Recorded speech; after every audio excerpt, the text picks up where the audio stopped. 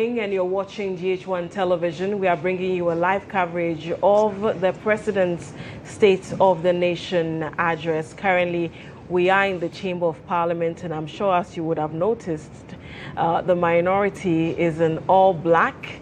Currently in your shot is the Deputy Minority Leader, Madam Patricia, in your shot there. It's become something quite synonymous with what happens in Parliament most of the time when there's a State of the Nation address. My name is Nadidi Tete. I'm also here with... Well, I'm Joshua Kujo-Mensah, and it's exciting to be back this morning because indeed Parliament is looking, like Ivy said earlier, like heaven and hell. So the majority MPs, most of them in white, minority MPs in black. And in your shot now is former President GHOne Kufuor. And it was so refreshing when I first saw him in Parliament this morning. Usually when you have State of the Nation addresses like this, yes, indeed, you have former presidents show up. And it tells you more about the nationalistic view that we are given to this whole exercise. Because, listen, it's a constitutional requirement. Article 67 of the 1992 Constitution states that the president needs to basically account for his stewardship by letting Ghanaians know about the state of the country. In your shot currently is one of the most fashionable attorney generals we've had. Yeah, I like his colors. When he came to start... Right, there's some of the majority members don't get the memo. No, they missed the memo, clearly. They are not in white. Yeah, and I've seen a minister who is in black. And now he will feel like he betrayed his side. Unbelievable, because it looks like the minority side is more coordinated in terms of the color they are representing. Absolutely. Compared to the other side of the House. But everybody's looking forward to what the president has in store for Ghanaians. The first time he addressed the nation, he had just taken over. So he painted a bleak picture of what was inherited and what the way forward is. They've had a whole year to stabilize things, move things here and there. So a lot of Ghanaians would want to know what the update is in relation to that issue. This is a president who has done this before, went on a hiatus or a break, a forced break for 8 years. Exactly, a forced one. A forced break and then returned 8 years later. And that's Speaker Bagbin. Oh yes, rocking his majestic fugu. You know, they say there's a message you send every time when the direction of the hat. So when it's on straight like that, it shows authority. It shows that you are in charge. You are the king. Exactly. That's why you cannot do that if you're not. So in the northern regions, and the northern region, Upper East, Upper West, Savannah, if you wear the hat that way, you'll be questioned. Oh. Yes, if you're not the authority. So usually you tilt it to the right or to the left. So you're not looking for trouble. You don't want you're for peace. Or last, you just take it to the back. Okay. So we just saw the Speaker of Parliament, Alban Kingsford Sumana Bagbin, make his way to the chamber of the House, and we are hoping that this will be done with speedily. A lot of the times, Ghanaians would expect that when a time is advertised, most often we don't see our leaders heed to it. The advertised time is what? 10 a.m.? Yeah. Hopefully, we don't go beyond 11. No, so the interesting bit is that the Speaker actually made his way to Parliament way before 10. We were all shocked because I think around 9:45, he came into the House, he sat, and I'm like, hey, what is happening? Because we were usually expecting that Speaker would show up after 10 and then perhaps we'll have the President show up quite later on, but that's not what we're experiencing today, and I'm excited. And I was asking earlier, IB, on GA today, could it be the reason, could it be also as a result of the fact that we are seeing this happen on a Friday, which usually is not the case? and so quite a lot of changes here, but it's exciting to see all of that happen. And it's a Friday. You don't want to waste anybody's time. Yes. We can see the president in short. Yes. Wearing his fugu. As I predicted on Thursday. Yeah. I nearly wore a fugu today. You should have. You should have. And I think there should be some punishment for all the MPs who are wearing suits today. Absolutely. Because usually on Friday they wear Friday wear, kaftans and all of that. So I'm surprised to see some MPs wearing suits and they're happy about it. I really predicted that the president will definitely do a fugu. You don't want to miss this opportunity. And especially at a time where you are projecting it. Exactly. And it would have made a lot of sense if we saw a lot of the ministers as well rocking it. We saw the Attorney General, who you described as the most fashionable Attorney General. He can wear yellow pants. He wears yellow pants. How does that make it fashionable? No, I mean, it's exciting. How many people do you see wearing yellow pants around? It's exciting. It's daring. It's bold. It's daring. Yeah. I don't see it as fashionable. It's daring. Well, that's your definition of fashion. The vice president. Also rocking her fugu. GHOne styled. Absolutely. So I think there was a memo from the presidency. Unfortunately, what we missed was the memo from Parliament. The anthem is on now. Boy.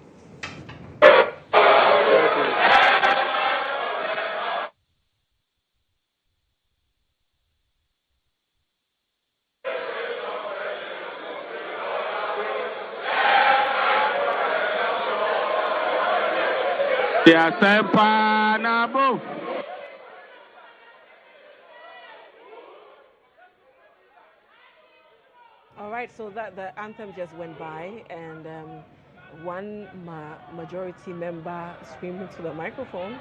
I don't know why sometimes our members of parliament get very excited at the least opportunity. But in short, now you can see members of, Edem Agbana, who is a Ketu North? North, yes. Ketu North MP. He's the one who started the Odia Sempa Nabo. And so they've started singing. Expect a response coming from the minority side as well. Earlier you saw the minority leader, Alexander Kwamna Apanyo, marking in your shot as well. I see Francis Xavier Susu as well. Doctor? Yeah, he has a PhD now.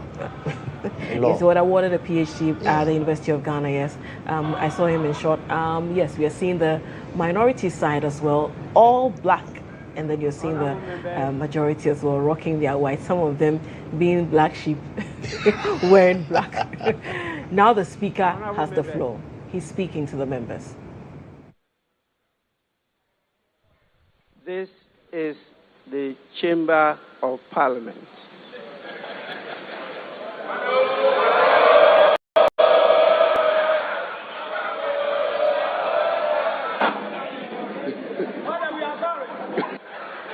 Honorable members, the House is extremely privileged to have the President of His Excellency John Dramani Mahama,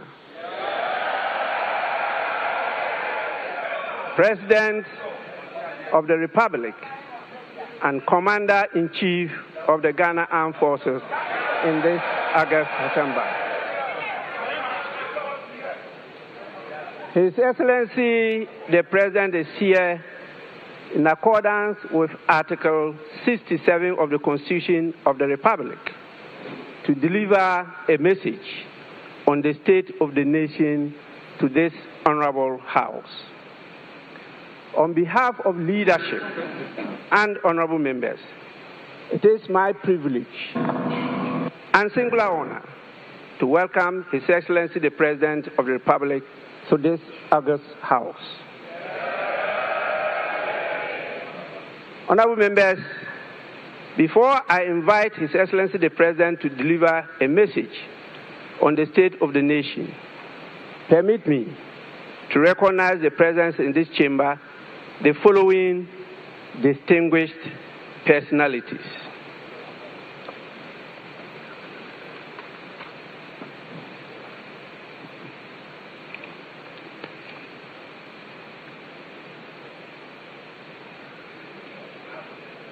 Honorable members,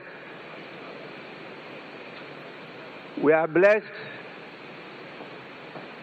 with the presence of not only His Excellency the President of the Republic of Ghana, but also his spouse, the First Lady, Her Excellency Lordina Mahama.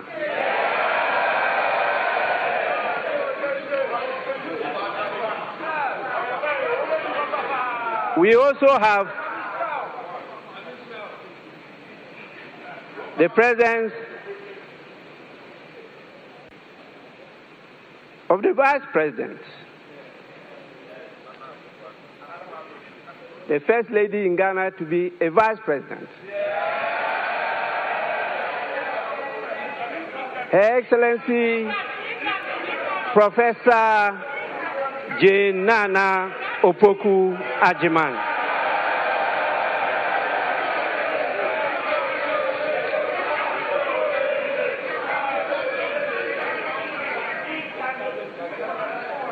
We have His Lordship, the Chief Justice, Justice Paul Kwadwo Bafuboni.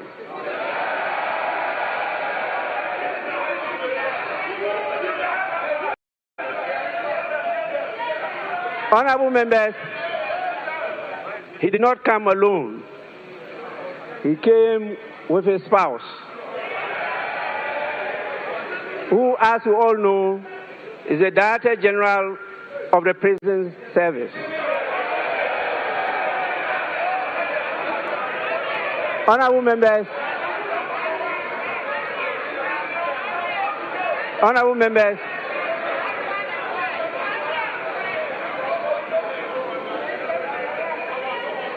honorable members, I'm talking about Mrs. Patience Bafuboni.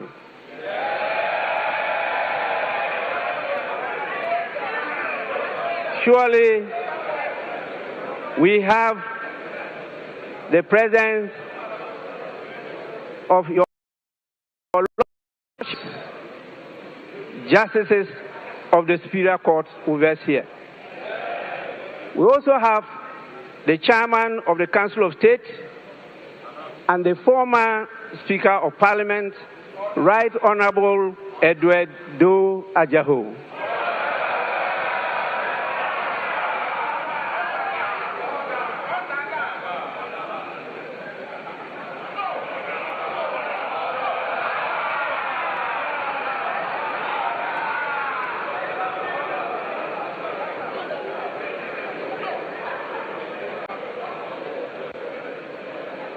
We have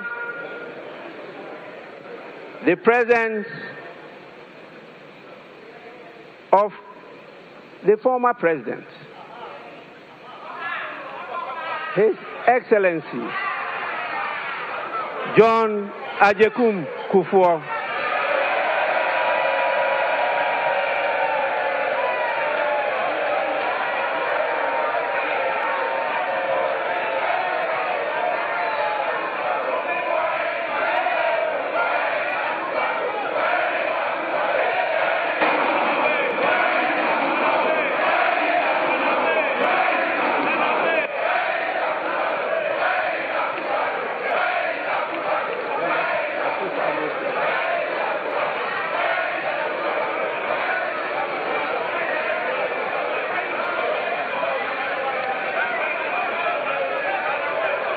Honorable members,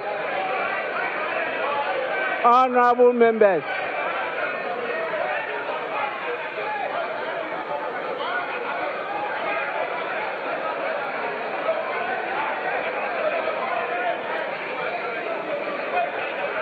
honorable members, I have a formal communication from His Excellency, the former President, Nana Addo Dankwa Akufo-Addo.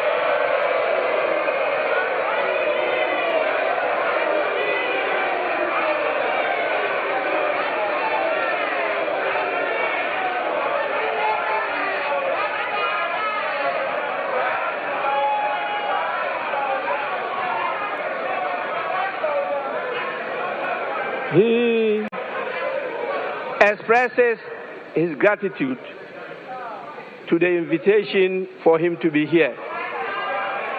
Unfortunately, for good reason, he is not able to attend this occasion. Oh, it's a lie. It's a lie. Honorable members, he, however, extends his best wishes to you and to His Excellency the President on this occasion.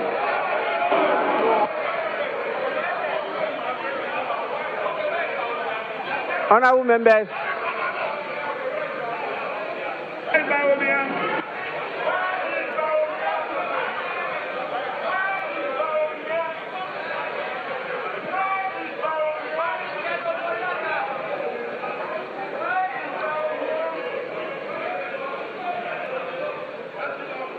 honorable members, we also have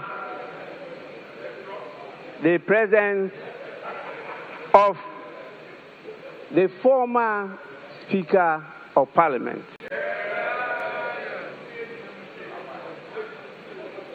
Right Honorable Sechi Hughes.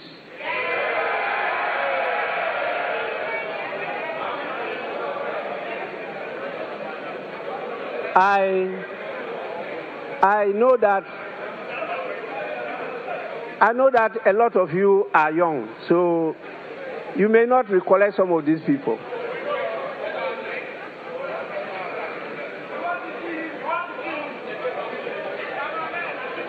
Honorable members, we also have a number of the members of the Council of State who are here today. We have also the presence of the Chief of Staff, Honorable Julius Debra.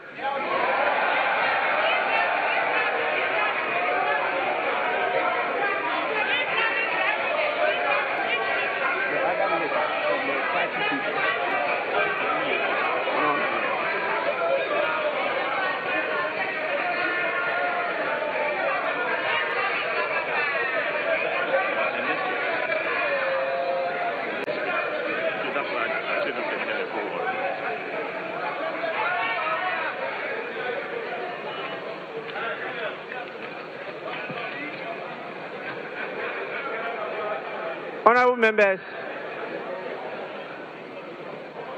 we have with us the former Speaker of Parliament, the Right Honorable Mike Aaron Okwe.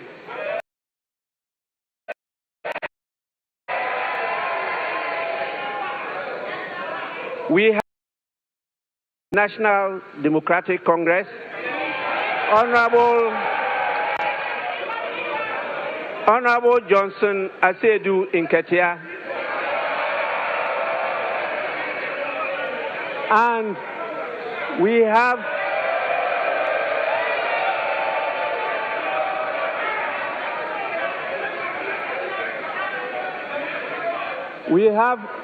the acting national chairman of the New Patriotic Party,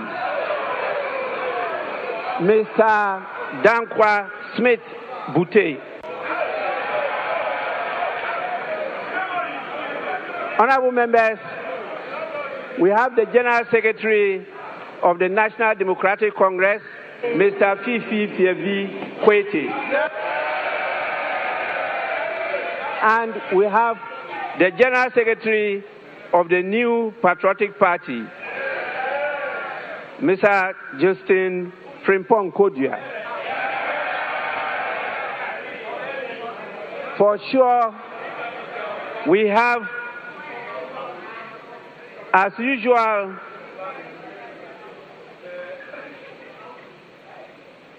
our brothers and sisters in the diplomatic corps. Many of them are here with us, and they are distinguishedly seated at the public gallery. We also have the heads of the various security services, we have our revered traditional leaders, religious leaders, and the former clerks to Parliament.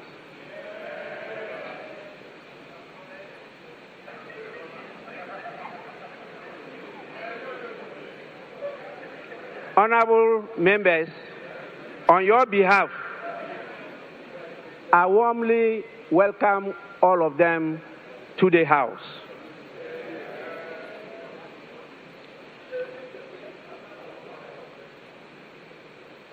Now, I have the greatest pleasure in inviting His Excellency the President to deliver his message. Your Excellency, you may do so now.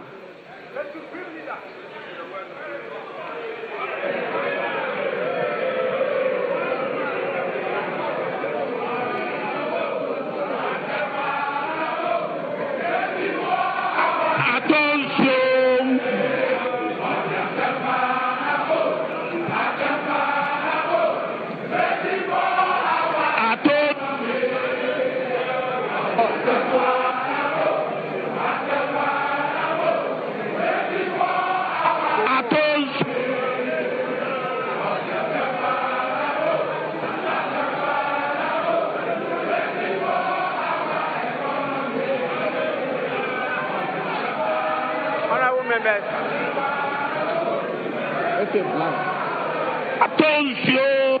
Honorable members, please.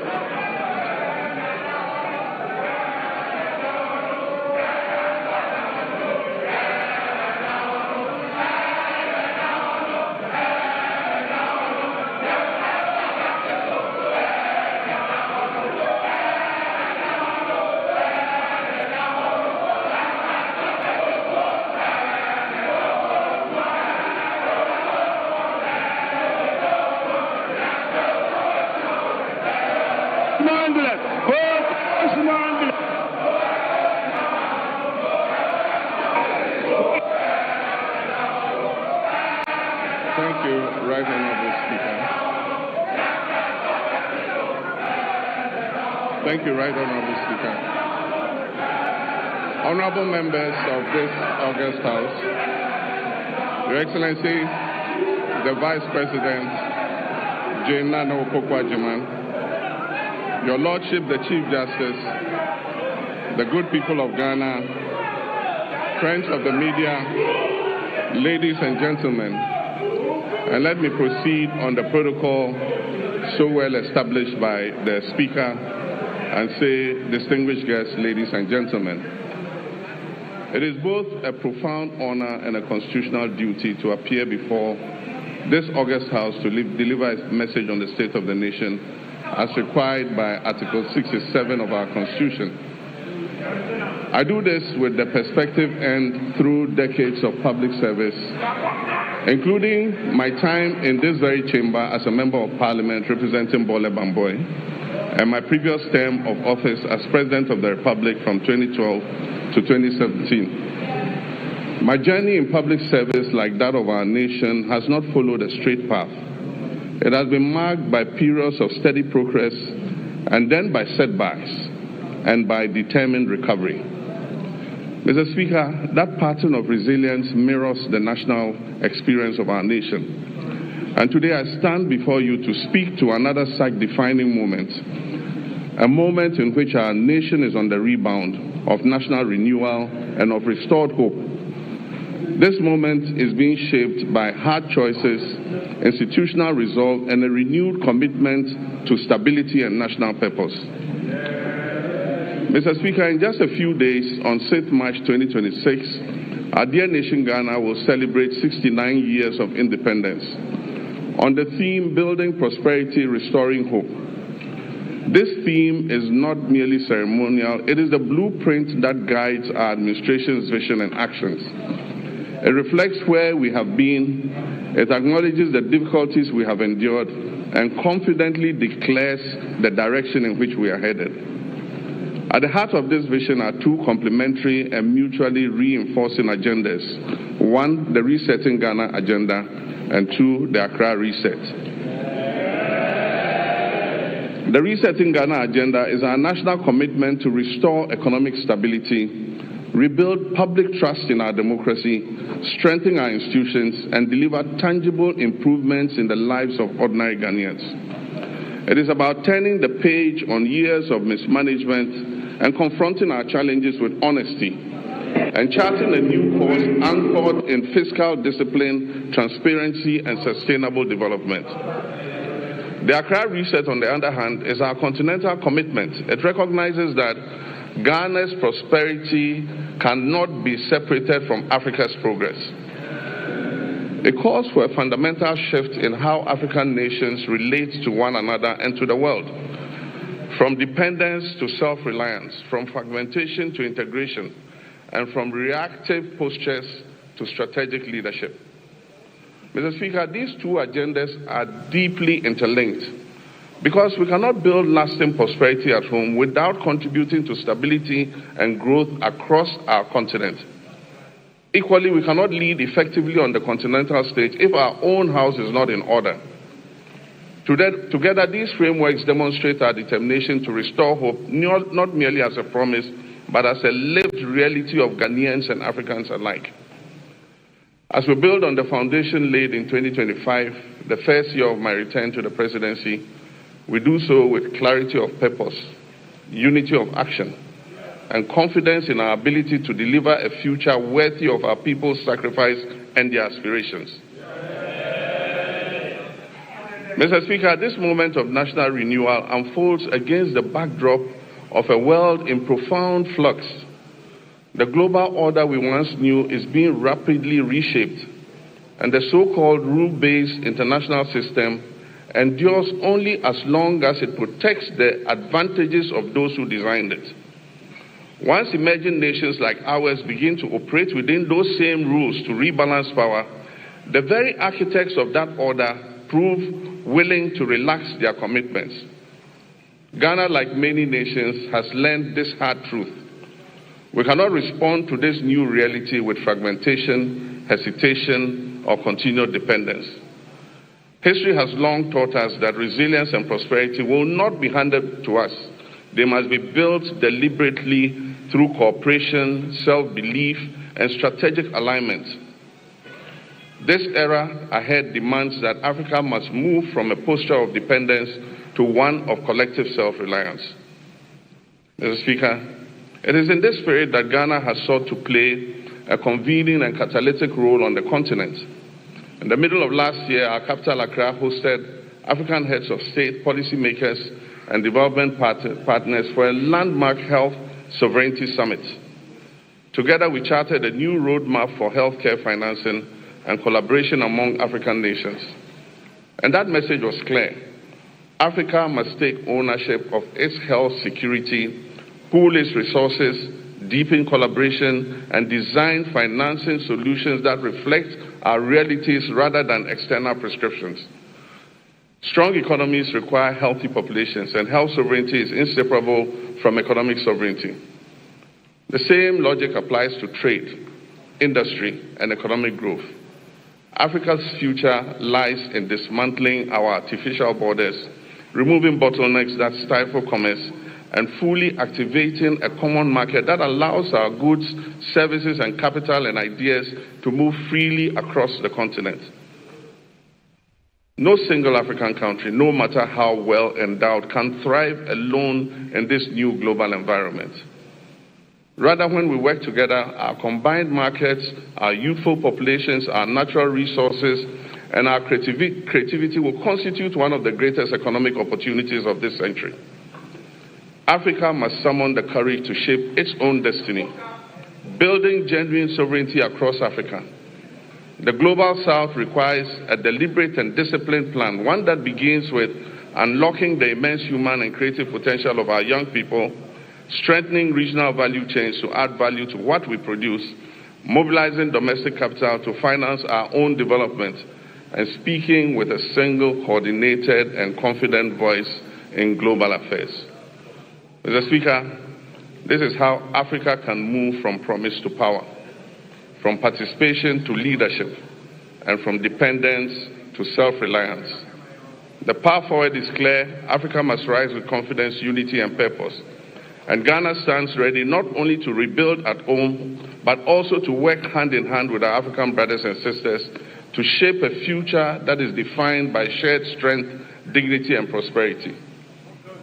Mr. Speaker, we have resolved here in Ghana to operate with our eyes open, to protect our sovereignty, and to design policies that place our people first. We'll continue to engage with the world, but on terms that reflect our interests. We will uphold global norms, but we will not outsource our judgment. And we will build resilience at home so that shifts in external power do not translate into hardship for our citizens. Mr. Speaker, when I last came before this House, I spoke candidly about the depth of the challenges we had inherited across all facets of our nation. Mr. Speaker, nowhere was this national malaise more evident than in the economic sector. We inherited an economy in severe crisis, burdened by unsustainable debt, high inflation, a rapidly depreciating currency, and an escalating cost of living crisis that had left our citizens reeling from unimaginable hardship caused by years of general imprudence and reckless management of the economy. Mr. Speaker, I was clear from the outset that recovery would not come easily. But I was also clear that I will stop at nothing to turn this situation around and bring relief to Ghanaians. I promised then that just as I have confronted and overcome crisis in the past, I'll reset our economy and return us to a path of growth, progress, and development. Mr. Speaker, I told this August House then, when I appeared before you last year, that we would have to take tough, prudent, and necessary decisions to restore stability and credibility. Today, Mr. Speaker, I can say to you with confidence, Ghana is back. Ghana is working again. And Ghana is open for business. The fundamentals are improving, and the path to sustained acceleration is very clear to everyone. From the outset, we resolved to choose discipline over waste, reform over excuses, and stability over speculation. As a responsible government, our first order of business was to halt the economic hemorrhage and restore order to our public finances. We tightened expenditure and commitment controls. We improved payables reporting and conducted a comprehensive audit of 2024 commitments to restore credibility and discipline. Mr. Speaker, these measures have begun to deliver some of the most remarkable economic outcomes in decades. Mr. Speaker, as we approach the celebration of our 69th independence anniversary, we do so not only with pride in our past, but also with renewed hope for our future. We are building prosperity through sound policy, responsible governance, and inclusive growth. We are restoring hope by delivering on our promises and proving that good leadership makes a measurable difference in our people's lives. The Resetting Ghana agenda is working. The Accra Reset is gaining momentum. And together they are laying the foundation for a stronger, more resilient, and more prosperous Ghana. Mr. Speaker, our nation is on the runway. It is in takeoff mode. And you are all advised to fasten your seat belts.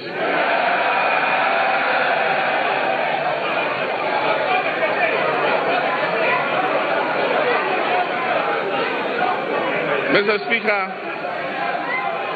the journey continues, and the direction is set, and the hope is real. Our theme today of building prosperity, restoring hope is not merely aspirational. It reflects the tangible transformation we have delivered for the Ghanaian people. Mr. Speaker, our economy has grown significantly.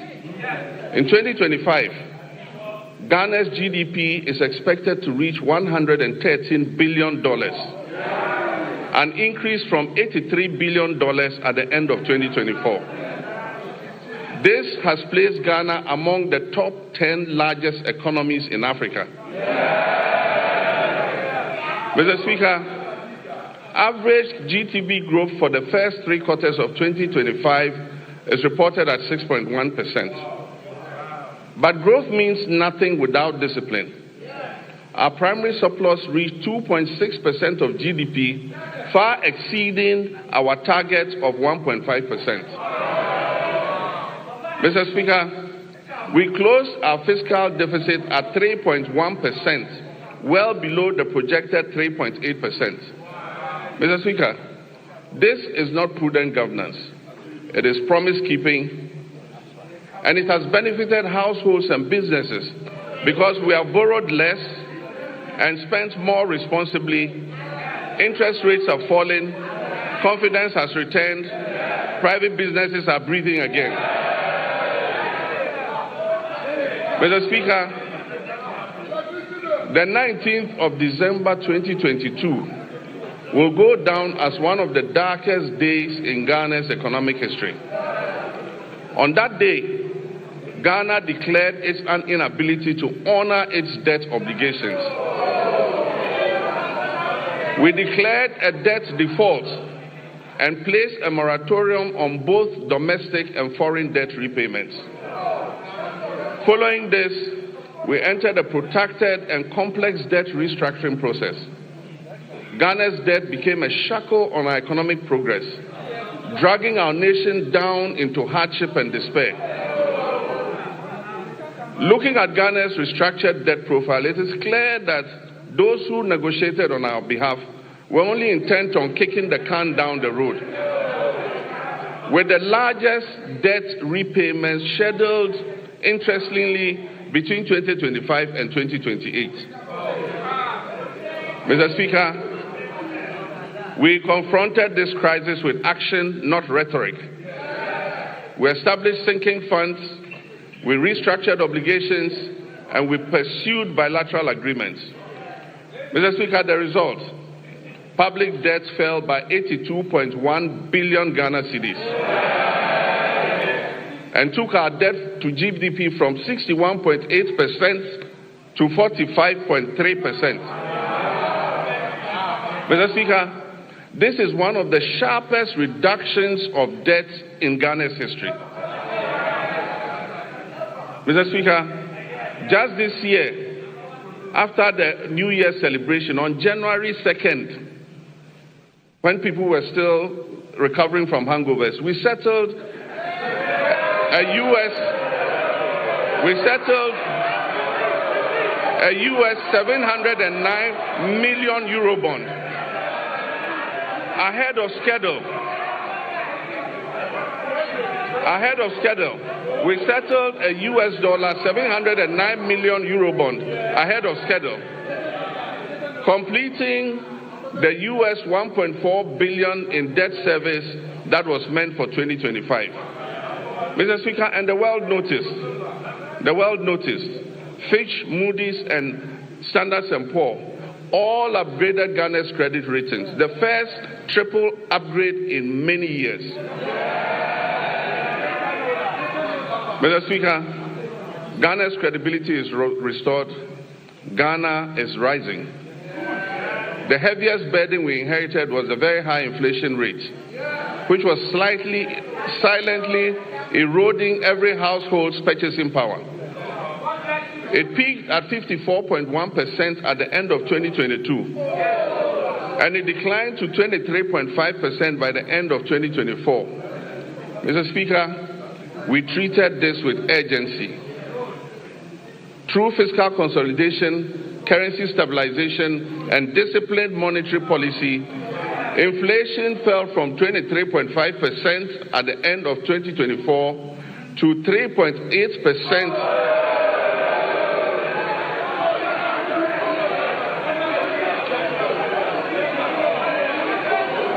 Mr. Speaker, inflation fell from 23.5% at the end of 2024 to 3.8% over 13 consecutive months by January 2026.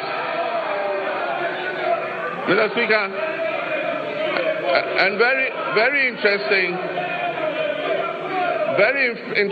food inflation, which had been the main driver of the upward pressure on inflation, fell by 26.6 percentage points. Inflation for locally produced goods fell by 22.6 percentage points. Mr. Speaker, these are not just statistics. These translate into the reality of a parent being able to put food on the table for their children. It translates into the reality of businesses thriving and creating opportunities for Ghana's young people.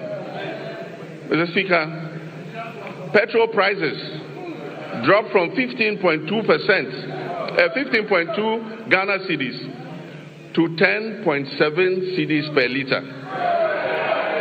And only recently, it dipped below the 10 cedi mark to 9.97. Diesel fell from 15.4 to 11.3. And this brought relief to our nation's 3.7 million car owners and the tens of millions of Ghanaians who depend on transport daily. Mr. Speaker, to the interesting part. Exchange rate volatility has long been at the heart of hardship in Ghanaian households. We made currency stability a priority, and Mr. Speaker, we have delivered. Mr. Speaker, we did not arrest the dollar. We strengthened the cedi to put up a good fight against the other currencies.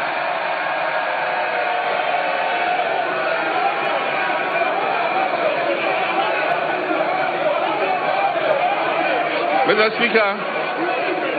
Speaker, we did not arrest the dollar. We strengthened the cedi to put up a good fight against the other currencies.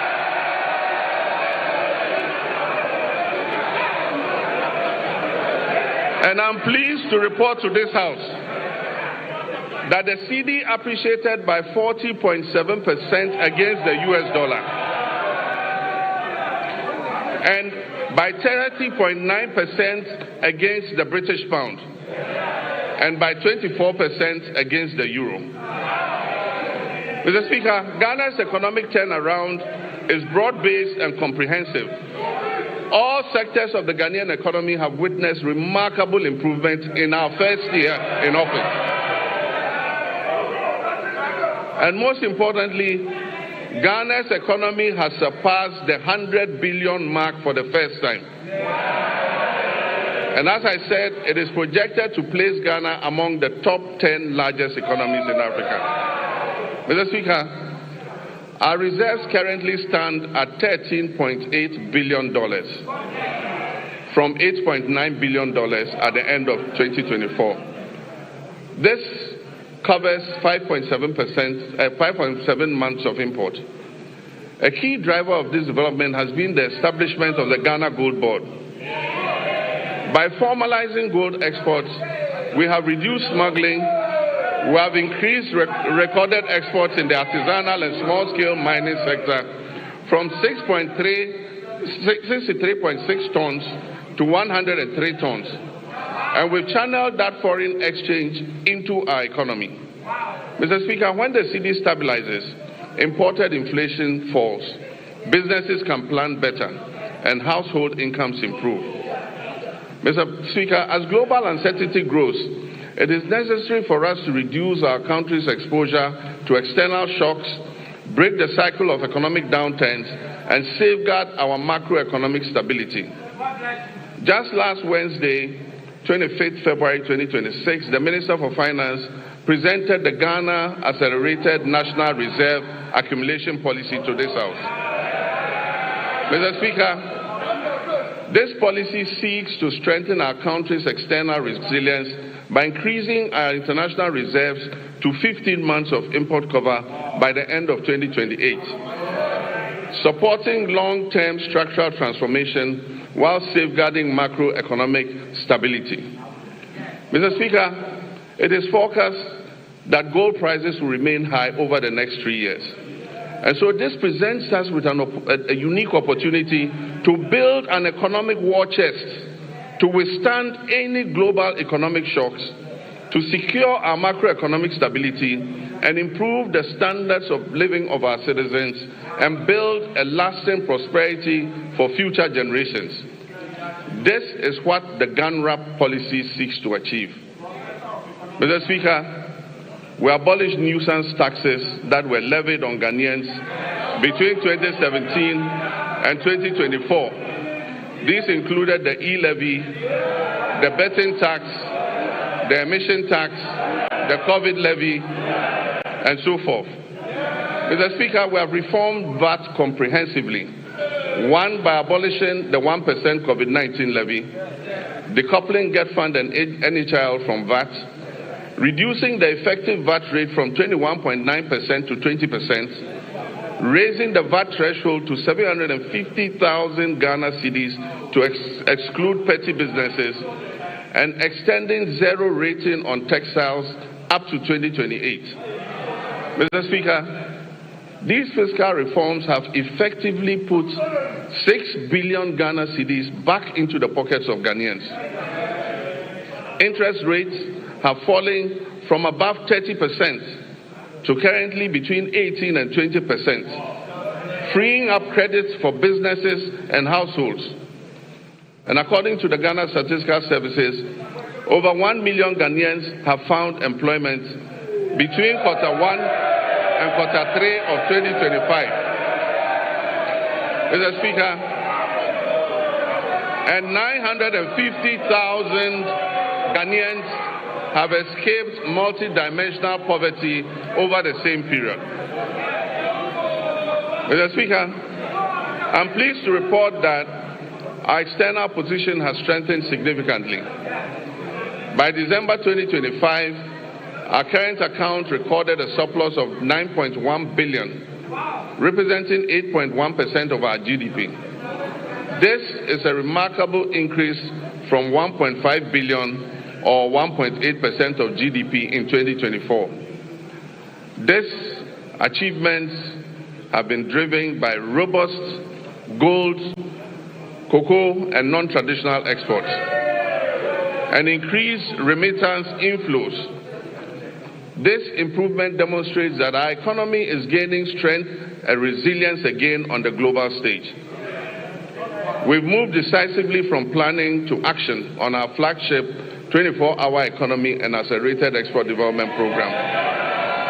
This was officially launched in 2025, and this transformative initiative is designed, 1, to unlock round-the-clock economic activity, 2, deepen our value chains across key sectors, 3, boost productivity and support export growth, and 4, create quality jobs in agriculture, manufacturing, logistics, and services. Mr. Speaker, I want to thank this August House. On 6 February 2026, this House passed the 24-Hour Economy Authority Bill. This has established the regulatory framework and the legal mandate that was necessary for full implementation. Last week, at the cabinet meeting held, I had the honor of signing this historic legislation into law. All is now set for takeoff. This is the boldest economic transformation initiative in Ghana's recent history.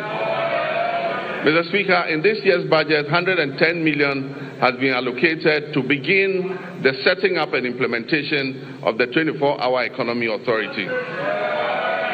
These resources will enable businesses to operate beyond traditional business hours.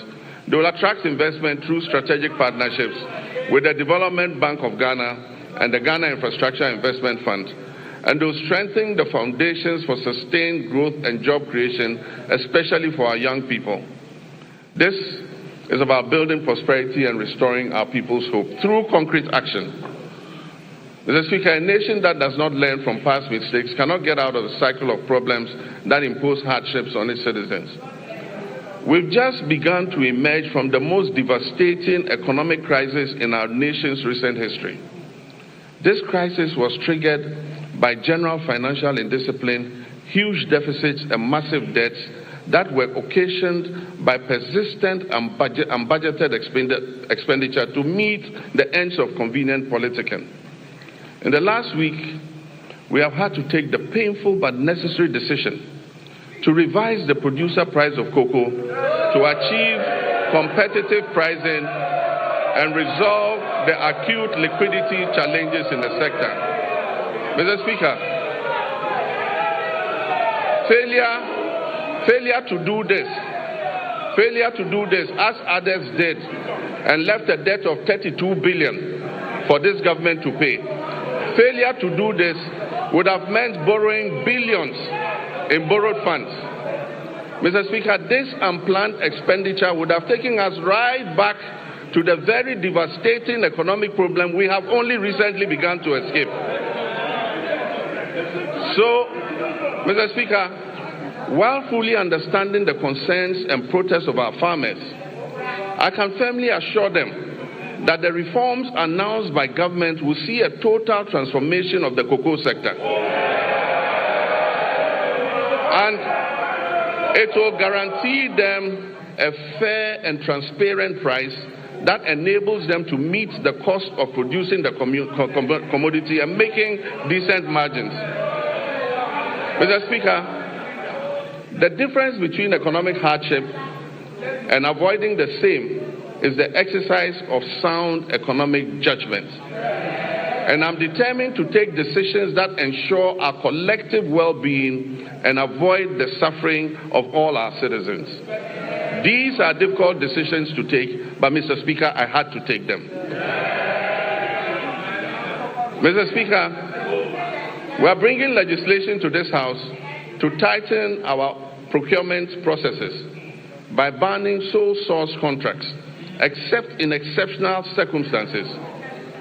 We'll also bring legislation to this House to make it mandatory to seek Parliament's prior approval before any government asset or property is leased out or sold.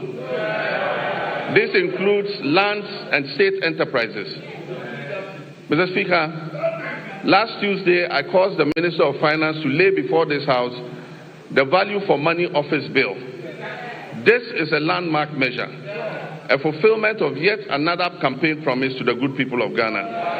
And this is designed to decisively end waste, inflated contracts, abandoned projects, and chronic cost overruns that have for far too long drained the public purse. All these measures are intended to improve public trust and accountability. Mr. Speaker, in January 2025, we inherited an energy sector on the brink of collapse that had been precipitated by a severe financial crisis. The sector was burdened with a staggering debt of 80 billion Ghana cedis, strengthening the operational viability of key power producers. The 500 million World Bank partial risk guarantee, a critical risk mitigation instrument that was established in 2015 during my first term to safeguard the nearly 8 billion of private sector investment that was put into the offshore Cape Trade Points field, had been fully drawn down and exhausted due to prolonged non-payment for gas consumed.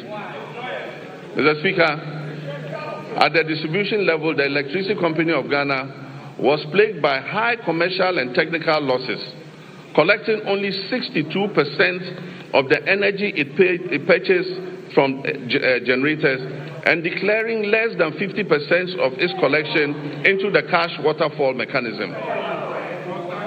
Mr. Speaker, the result was severe liquidity shortfalls and power challenges throughout 2024. In the petroleum sector, years of policy inconsistency, regulatory inefficiencies, a lack of transparency, prolonged licensing processes, and unresolved legal disputes over field unitization had eroded investor confidence. Consequently, crude oil production declined by approximately 32% between 2019 and 2024. It fell from 71.4 million barrels per day to 48.2 million barrels. Mr. Speaker, I'm pleased to announce that as of December 31st, 2025, government has fully repaid and restored the entire 500 million World Bank guarantee, including interest. This has reinstated the facility in full and reaffirmed Ghana's standing as a credible and reliable partner on the global stage. Mr. Speaker, I can also announce that we are paying for every gas we are consuming today. In addition, between January and December 2025, through carefully coordinated policy actions, the government settled all outstanding gas invoices that were owed to ENI and Vitol, amounting to approximately $500 million. And so Ghana is now fully up to date with its gas consumption obligations to the Sankofa partners.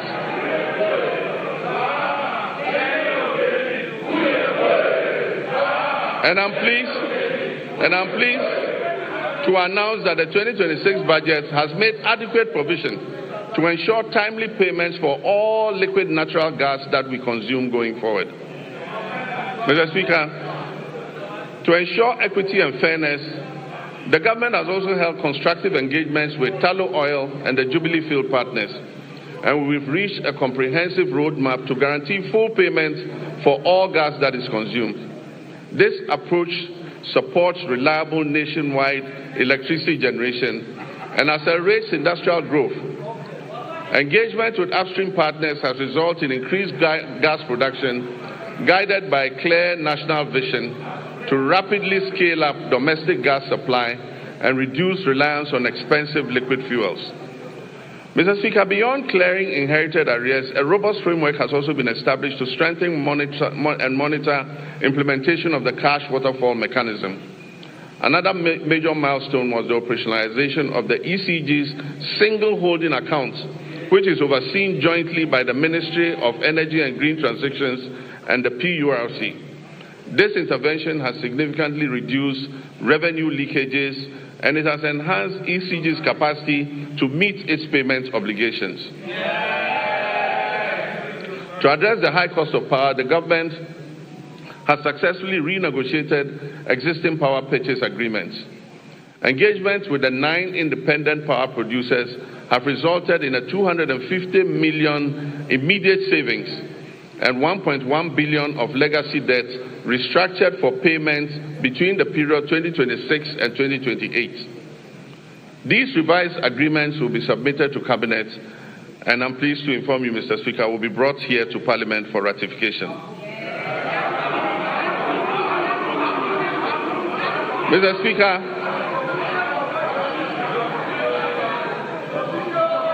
under the Rural Electrification Program, 200 out of the 400 targeted communities have been connected to the national grid, with a further 100 at various stages of completion.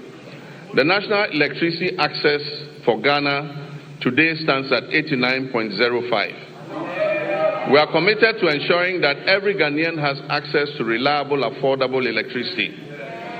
It is worrying that the Electricity Company of Ghana continues to experience high power losses, with reports indicating that around 25% of generated power is lost.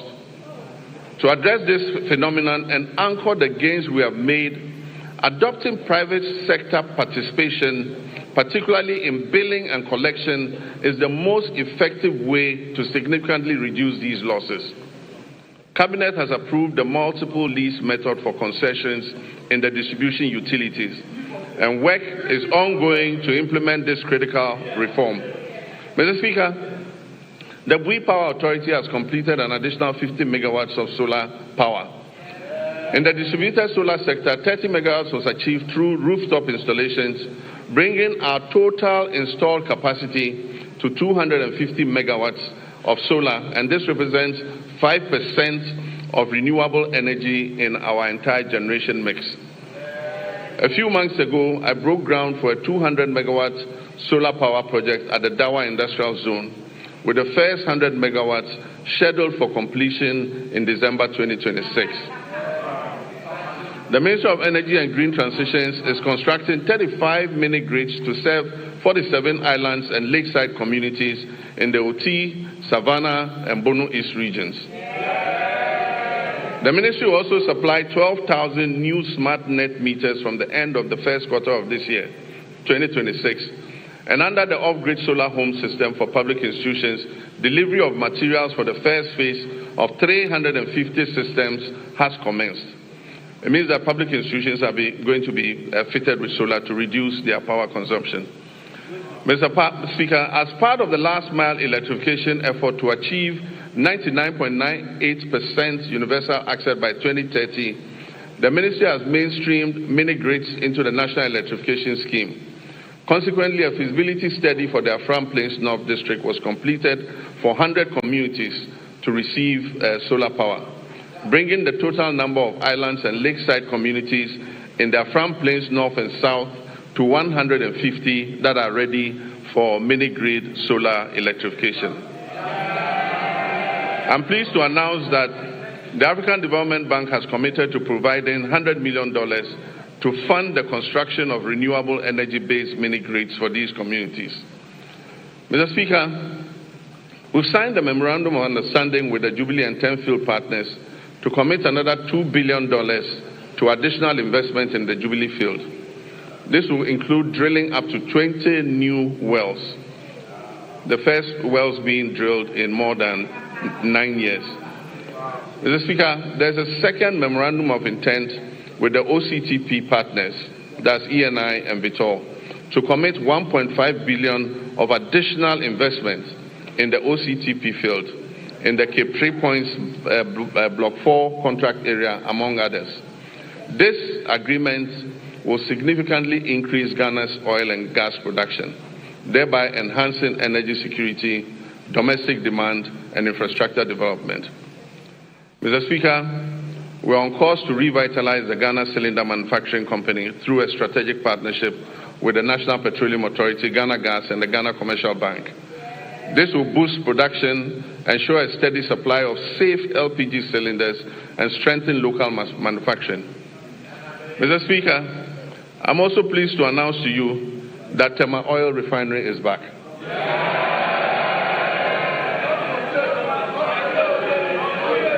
The new management of the refinery has successfully completed extensive turnaround maintenance.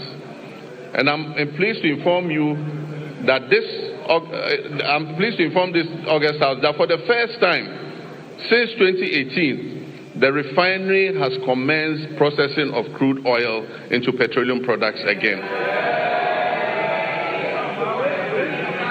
So, Mr. Speaker, let me assure our countrymen and women that the energy sector reforms continue unabated. I remain fully committed to turning around the sector, strengthening its foundations, and ensuring reliable, affordable, and sustainable energy security for our nation. Mr. Speaker, agriculture remains central to our national renewal. Since January 2025, this administration has embarked on a decisive reset of Ghana's agricultural sector under our Agriculture for Economic Transformation agenda, with the Feed Ghana program serving as the flagship vehicle for implementation. Our objective is clear: to restore food sovereignty, stabilize food prices, reduce import dependence, increase decent jobs, especially for youth, and reposition agric as a strategic growth sector under our 24-hour economy policy.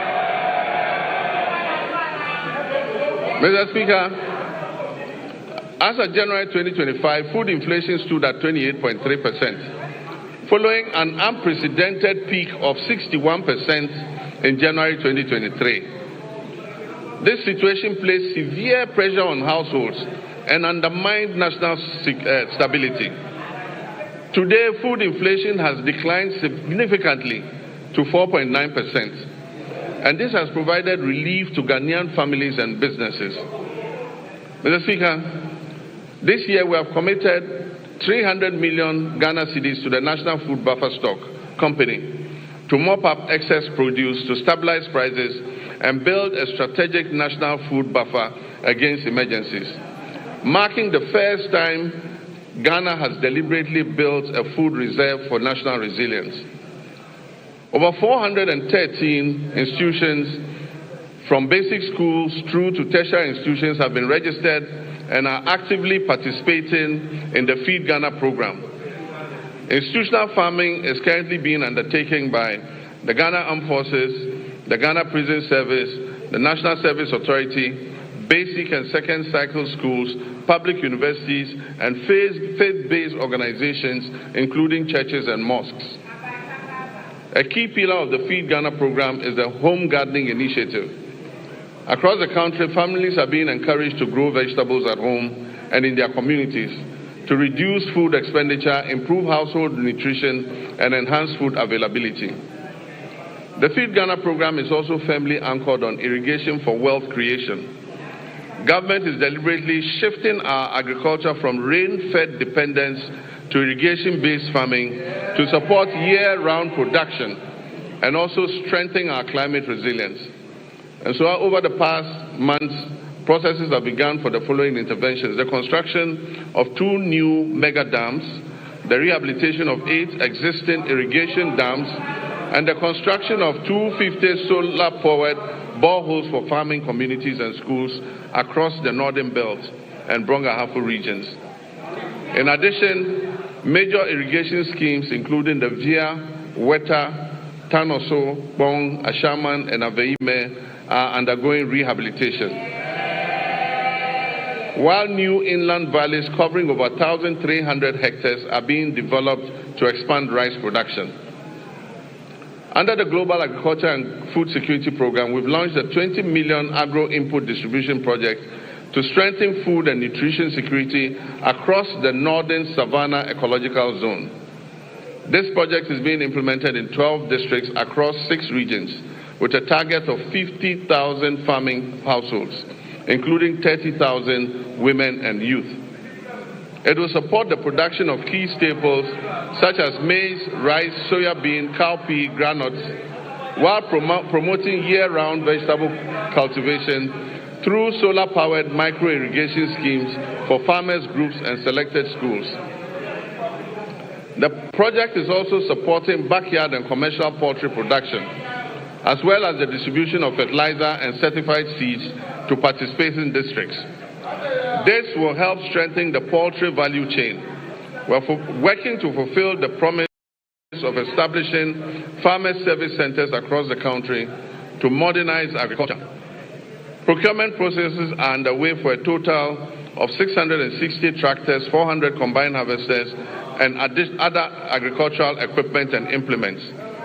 The first 11 farmer service centers will begin construction this year and will provide affordable access to land preparation, harvesting, storage, input supply, extension services, and equipment leasing, especially for smallholder farmers. Mr. Speaker, in the next 2 weeks, I'm going to cut short for the first farmer service center in the Afram Plains.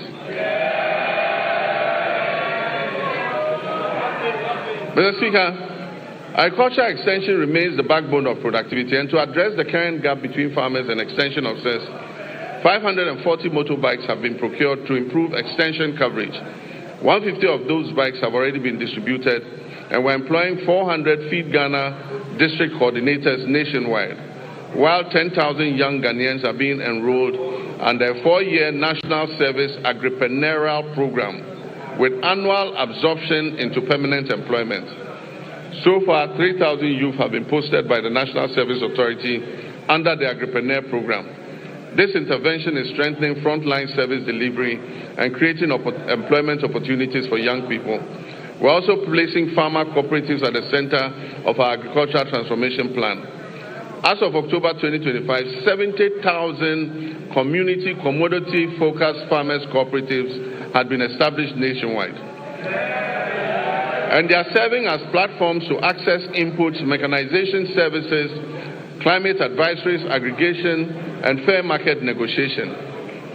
Government is actively linking farmers to agro-industrial investments to stabilize prices, create jobs, and accelerate Ghana's journey towards food security. A major highlight of this effort is the 154 million Ghana-Italy irrigated commercial farming project to establish a 10,000-hectare irrigation model farm to produce rice, maize, soya, and tomatoes. All produce from this project will be sold locally. This intervention is strategic and designed to fast-track progress towards food security, ensure a reliable supply of raw materials for agro-processing, and reduce Ghana's dependence on food imports. Mr. Speaker, other key initiatives under the value addition and agro-industrial drive include rice processing facilities in the Upper East and Upper West regions, poultry feed production facilities in Ashanti, cashew and onion processing facilities in Bono East. In addition, a 40-ton per day soya processing plant is being established in northern Ghana to support soya bean farmers and reduce their feed costs. The shea industry is also being revived through secured export contracts and measures to protect raw material supplies. Mr. Speaker, to reduce Ghana's 300 to 400 million annual poultry import bill, Ghana has launched a comprehensive poultry farm-to-table project. These comprise 50 anchor or commercial farmers producing 4 million birds, 500 SMEs producing 3 million birds, and a small-scale Nkokon Kitinkiti backyard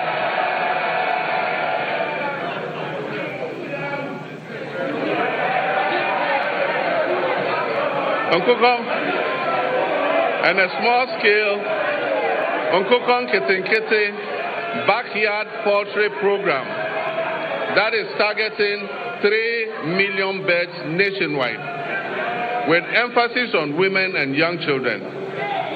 Mr. Speaker, the Nkokon Kitinkiti program is underway as I speak, and the target is to reach 60,000 households. Even before I launched the Nkokon Kitinkiti program, 720 birds had been distributed during the pilot phase to 13,000 farmers in 12 districts. I recently opened a poultry processing factory in Bichim to support expected production growth in the poultry sector. Mr. Speaker, education is important, and it remains pivotal to our national transformation agenda. In this regard, the year 2025 was both eventful and momentous for Ghana's education sector. I'm pleased to report that all the flagship initiatives and commitments that were contained in our Reset Agenda Manifesto have been faithfully honored during the year under review. The No Fee Stress initiative was successfully launched in Koforidua, and as I speak has benefited over 152,000 young people, first-year students in public tertiary universities. The number of beneficiaries this year is projected to reach 220,000 first-year students. In collaboration with the Student Loan Trust Fund, I have good news for law students. Law students in Ghana will also be now able to access the student loan scheme to pursue their legal education. Mr. Speaker, the free tertiary education policy for persons with disability has also been launched and is now fully benefiting all eligible persons with disabilities enrolled in our tertiary institutions nationwide. Mr. Speaker, the 2025 academic year saw a stable, uninterrupted supply of quality food to all our schools under the free senior high school program. Mr. Speaker, to further deepen coordination, accountability, and effectiveness in the education sector, this Honorable House passed several important pieces of legislation. These include 1. The Kwame Nkrumah University of Science and Technology Bill 2025, the Ghana Scholarships Authority Bill 2025, the Change of University Names Bill 2025, the University for Development Studies Bill 2025, and the Ghana Education Trust Fund Bill 2025. To enhance private sector participation in the tertiary education sector, New legislation will be introduced in this House to ease regulatory bottlenecks and remove the requirement to charter, making it optional. Mr. Speaker, basic education remains the critical entry point into our education system. It is at this level that children acquire foundational literacy, numeracy, critical thinking, and problem-solving skills, upon which all future learning depends. Government understands the importance of the basic sector and is therefore undertaking a major policy shift to rebalance our education investments in favor of basic education. As part of this shift, the standards-based curriculum for kindergarten to primary 6 is currently under review to incorporate robotics, coding, and the responsible integration of generative artificial intelligence. Additionally, as part of the ongoing curriculum review, artificial intelligence education will be introduced at an age appropriate and developmentally sensitive, with a strong emphasis on ethical use, digital responsibility, critical thinking, and human values. Mr. Speaker, in response to the persisting challenge of schools under trees, this government has programmed a bold and decisive intervention for the 2026 financial year. This includes the construction of 200 kindergarten blocks, 200 new primary school blocks, 200 new junior high schools nationwide.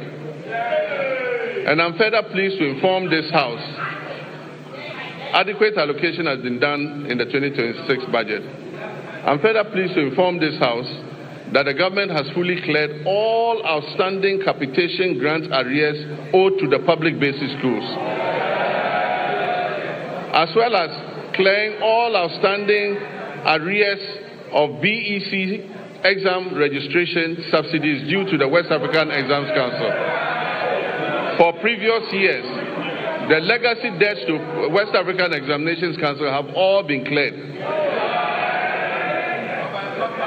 Mr. Speaker, education for learners with special needs is not only a moral right, but also a sound, pragmatic investment. And it promotes equity and strengthens social cohesion. In recognition of this, the amended GHOne Act has established a dedicated, sustainable funding framework to implement free education for learners with special needs, beginning in the 2026 academic year. Government has also increased the daily feeding grant for students in public special schools from 8 cedis per day to 15 cedis per day. This significant increment reflects our resolve to address the unique nutritional and health needs of learners with disability.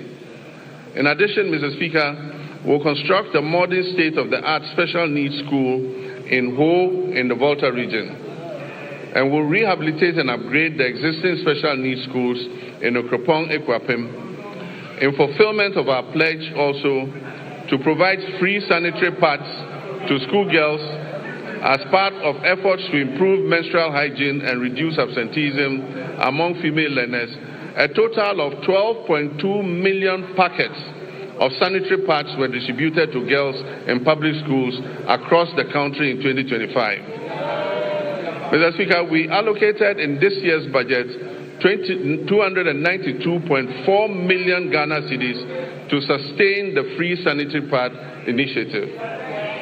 This commitment aims to remove gender-specific barriers to education and ensure that no girl's education is interrupted due to challenges related to her menstrual hygiene. Mr. Speaker, as part of efforts to decongest senior high schools and increase access and ensure parity in educational opportunities, government is going to convert and upgrade 30 Category C secondary schools to Category B, and convert and upgrade 10 Category B schools to Category A. In addition, facilities in Category A schools are going to be upgraded and expanded to be able to take in more children. Technical and vocational education and training remain a critical pillar of our strategy to address youth unemployment and accelerate skills development. Government will construct 6 brand new regional TVET centers of excellence across the country to equip our young people with practical, industry-relevant skills aligned with the demands of the evolving job market. We're also undertaking a review of the national curriculum to align with the OECD Future of Education and Skills Framework. This will make TVET education more adaptive and resilient.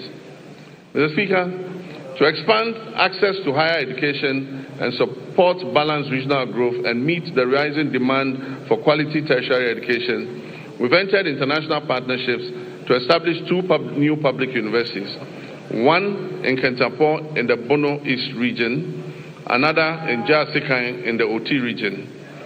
I'm happy to announce also that a grant has been sourced from China to establish a new public university in Damango in the Savannah region. Mr. Speaker, technical universities play a critical role in closing the skills gap and reducing youth unemployment by delivering high-quality, industry-aligned and practice-oriented training within a broader policy framework that stimulates labor demand. In this regard, government is going to establish 3 new technical universities to strengthen skills development, enhance innovation, and support national industrialization efforts. Mr. Speaker, the Teachers Housing Initiative is a joint effort involving district assemblies, Common Fund, Get Fund, NAT, and JESOPs. And the aim is to build 50,000 housing units for teachers. This initiative is called the Teacher Dabre, Baby a Teacher Beda.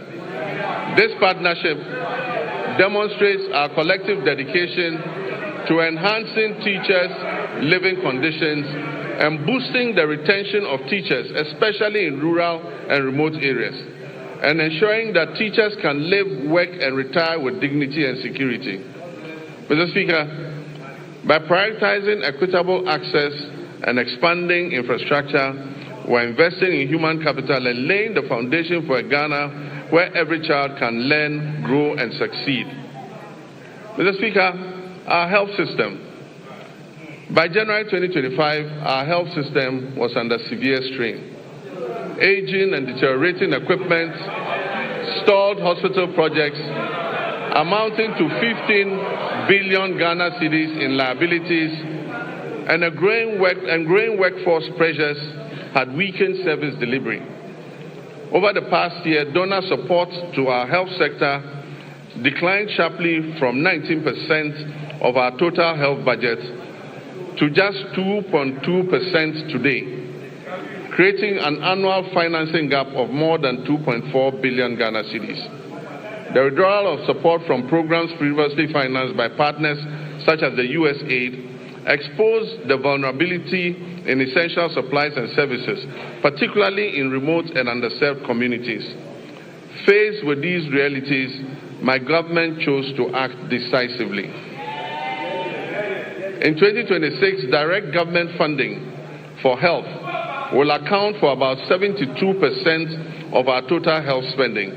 This is up from 56.8% in 2023. Core health allocations have risen to GHS 23.3 billion, and with national health insurance resources included, total health financing now stands at 34.7 billion Ghana cedis. This reflects our clear commitment to domestic financing and health sovereignty. At the same time, we have faced the growing burden of non-communicable diseases. Today, non-communicable diseases account for over 40% of all deaths in Ghana and remain a major cause of household poverty. To address this, the government established the Ghana Medical Trust Fund, otherwise called Mahama Cares.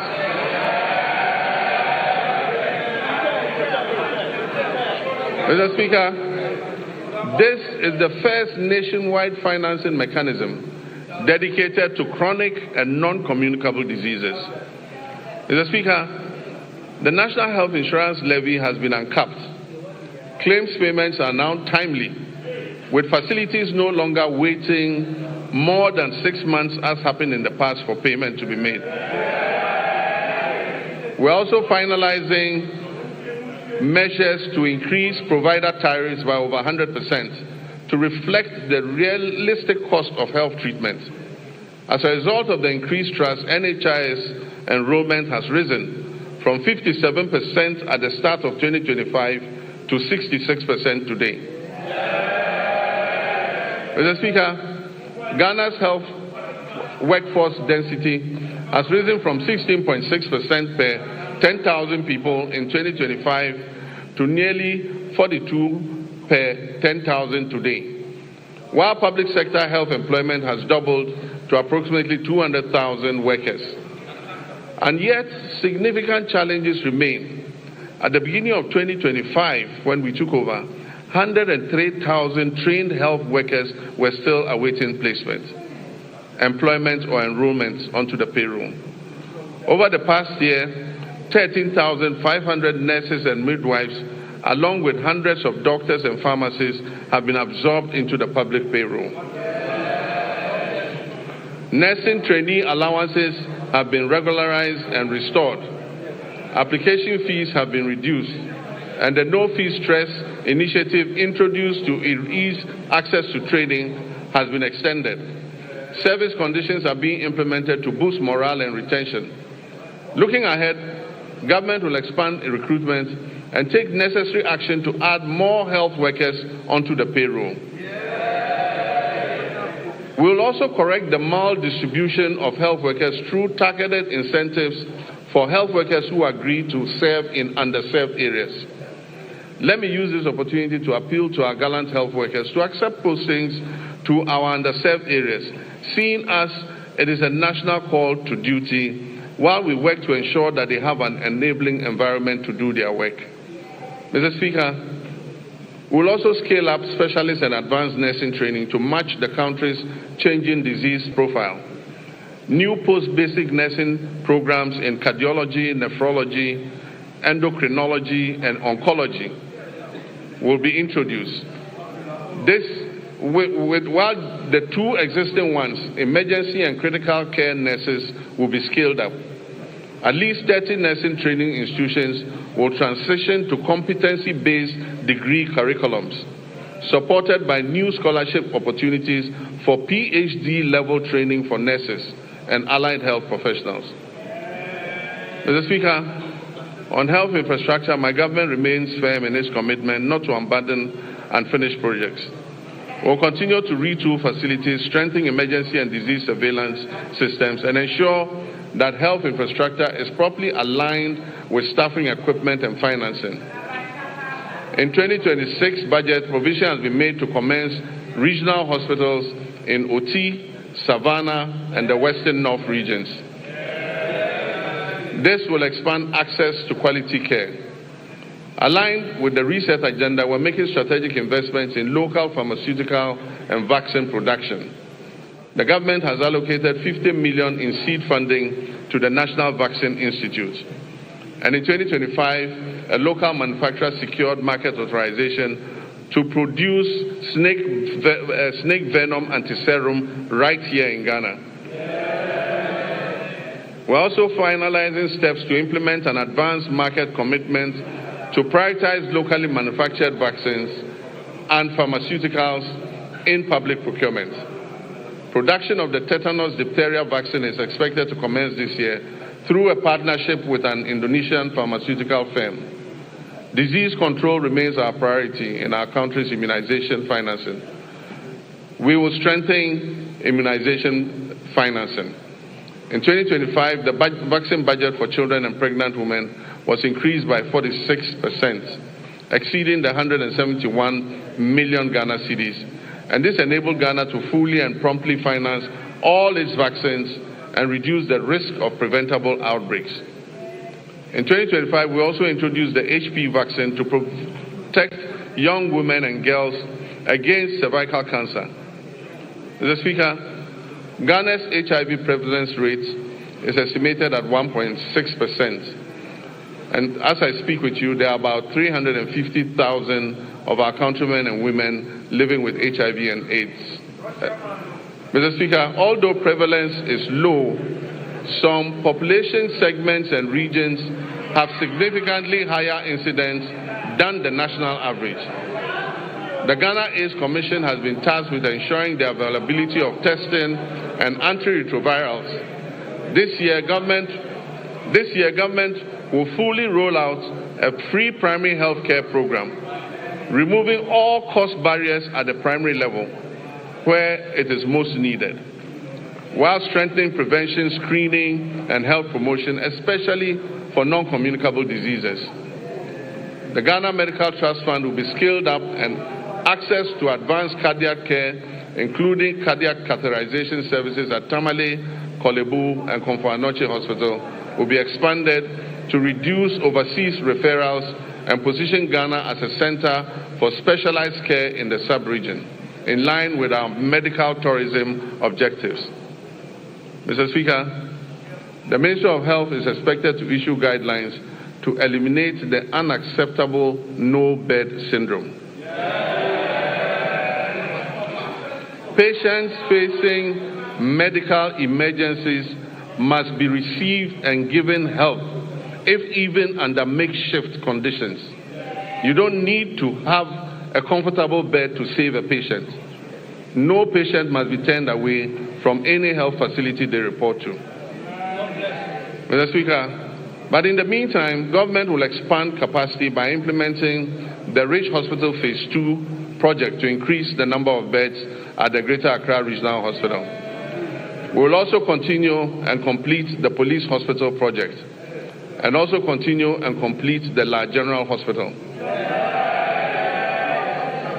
Mr. Speaker, in the Ashanti region, we will complete the Sewa Regional Hospital. We will complete the Aferi Military Hospital, and we'll complete the Komfo-Anokye Teaching Hospital Maternity and Children's Block. Mr. Speaker, we remain on course to build a stronger, more resilient, and more self-reliant health system for all Ghanaians. Mr. Speaker, roads are a very important sector. We inherited a burden of significant financial obligations and structural pressures in the road sector that had accumulated over the years.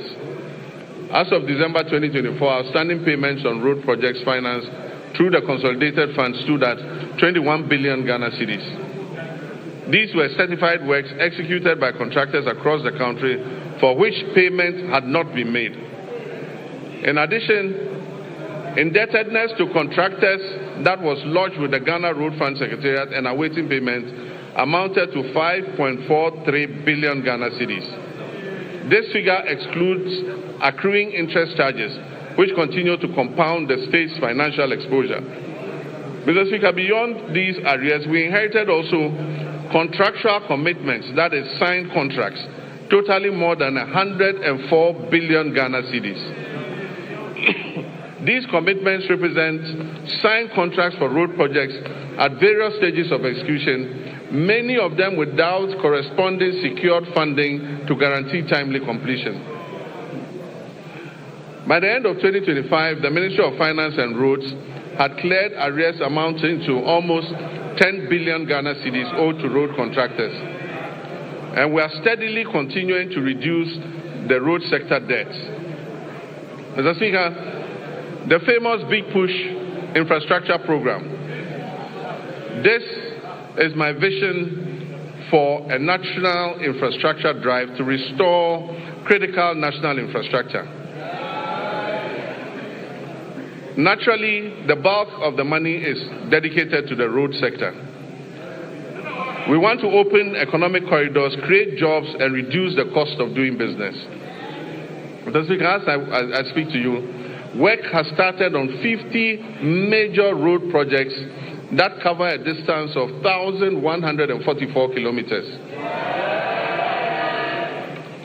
The total estimated cost of these projects is 50 billion Ghana cedis. Meanwhile, government is also completing 23 projects that were awarded by the previous administration but were not paid for. These projects amount to another 573 kilometers and are estimated to cost 15 billion cedis. So if you add that to the 1,500, it means about 2,000 kilometers of roads are currently undergoing rehabilitation as I speak. This is the biggest major investment in our road sector in the history of Ghana.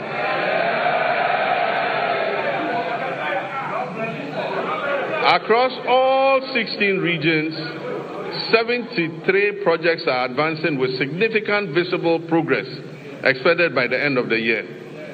Some of these include Tepamaban-Goso, the Kumasi Bypass Road, Swami Interchange and Local Roads, Sunyani Outer Ring Road, Sampa Jinijini Road, Techima Nkonsia Wenchi Road, dualization of Winneba Cape Coast Road, Kwau Tafo Adosu Road, Dodowa Afyenya Dawenya, Bintiri Nakwanduri, Tamale Outer Ring Road, Wenchi Sola, Sola Wa, Bole Chache, Bole Town Roads, Navrongo Tumu, Tumu Han Lora, Atimpoku Ho Denu, dualization of Accra Aflao, dualization of Cape Coast Akrade, Dadieso Akontombra, to name just a few.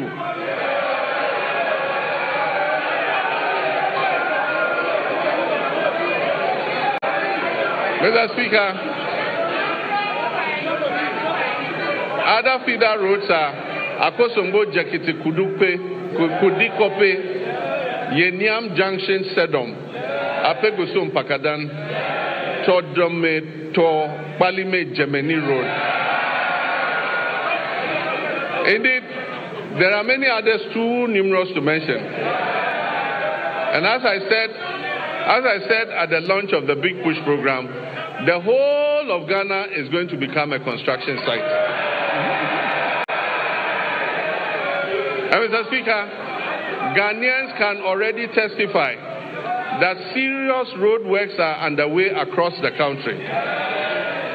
Mr. Speaker, the Accra-Kumasi Expressway will be a 198.7 kilometer, 6-lane high-speed motorway. This expressway is designed to connect Ghana's two largest cities, Accra and Kumasi, and to reduce the traveling time between Accra and Kumasi to approximately 2.5 hours. Mr. Speaker, this new alignment will have 8 interchanges and will be Ghana's first true expressway. And so government has established the Accra-Kumasi Expressway Limited, which is a subsidiary of the Ghana Infrastructure Investment Fund, as the concessionaire that will be mandated to design, to finance, construct, operate, and maintain the expressway, with the Ministry of Roads and Highways as the contracting authority. The project delivery is structured as a long-term concession of up to 50 years. Mr. Speaker, this expressway will be Ghana's first purpose-built expressway with limited access points, so goats and sheep cannot cross at any point. Mr. Speaker, it's designed for higher speed limits and modern safety infrastructure to reduce travel time and improve road safety. Preparatory activities including feasibility studies, the detailed designs and cost assessments are currently underway. This major road construction work aims to improve mobility, safety, and trade while connecting communities to markets and essential services. Mr. Speaker, the Eastern Corridor. We aim to complete all unfinished segments of the Eastern Corridor Road by the end of 2027. Mr. Speaker, we'll continue and complete the 27.7 Accra-Tema Motorway and Extension Project. And this includes reconstructing the Accra-Tema Motorway into a 4-lane expressway with 3-lane service roads in both directions, and interchanges at Ashaman. Where you have the Ashaman underbridge, it will now be an interchange. There will be another interchange at Community 18 and Teshi Link. Mr. Speaker, it also involves remodeling the Tetekwashi interchange. Construction works are ongoing and progress is at 32%. Mr. Speaker, other important projects include the Kumasi Inner Ring Road, the Volivo Bridge over the Southern Volta River, the Dambai Bridge over the River Oti, and the Adoso Bridge over the River Afram at Eche Amanfrom. Mr. Speaker, the Ministry of Roads has received cabinet approval to reintroduce road tolls on our roads and our bridges. Mr. Speaker, this time using advanced technology to improve efficiency, transparency, and avoid leakages in revenue generation. Preparatory work is underway to ensure the reintroduction of tolling operations this year.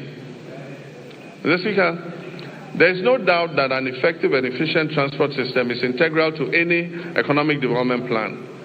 So to improve public transport services in the country, government is supporting Intercity SCC Coaches Limited, Metro Mass Transit Limited, and the private road transport operators to renew their fleets.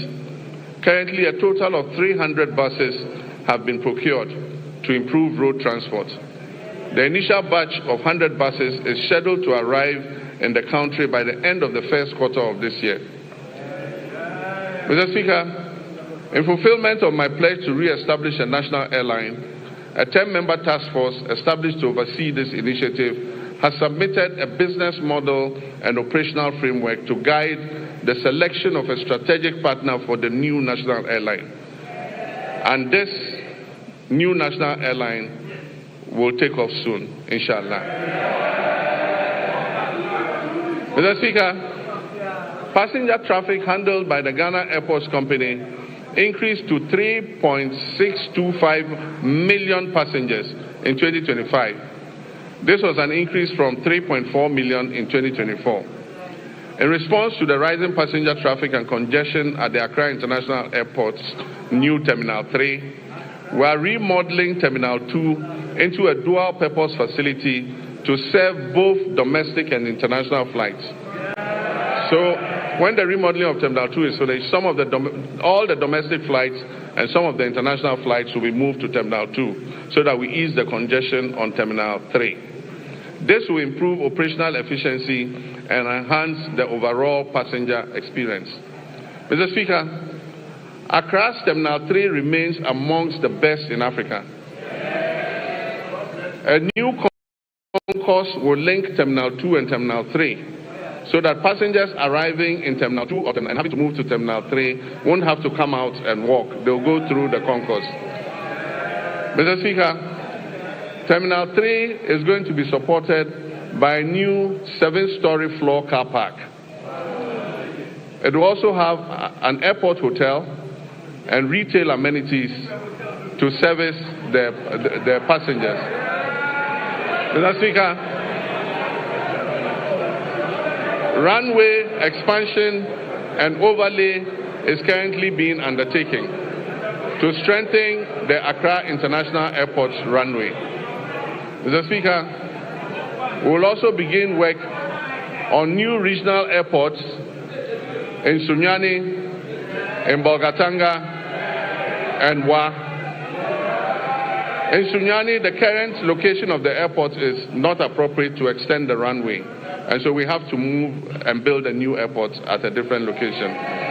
Bolgatanga, the site has been acquired and work will commence. Wa also, we have to move the airport from where it is because it almost intersects the road and the airport slopes upwards, making it inappropriate for air travel.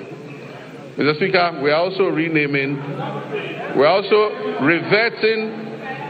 the airport in Accra, the international airport in Accra, to its original name, the Accra International Airport.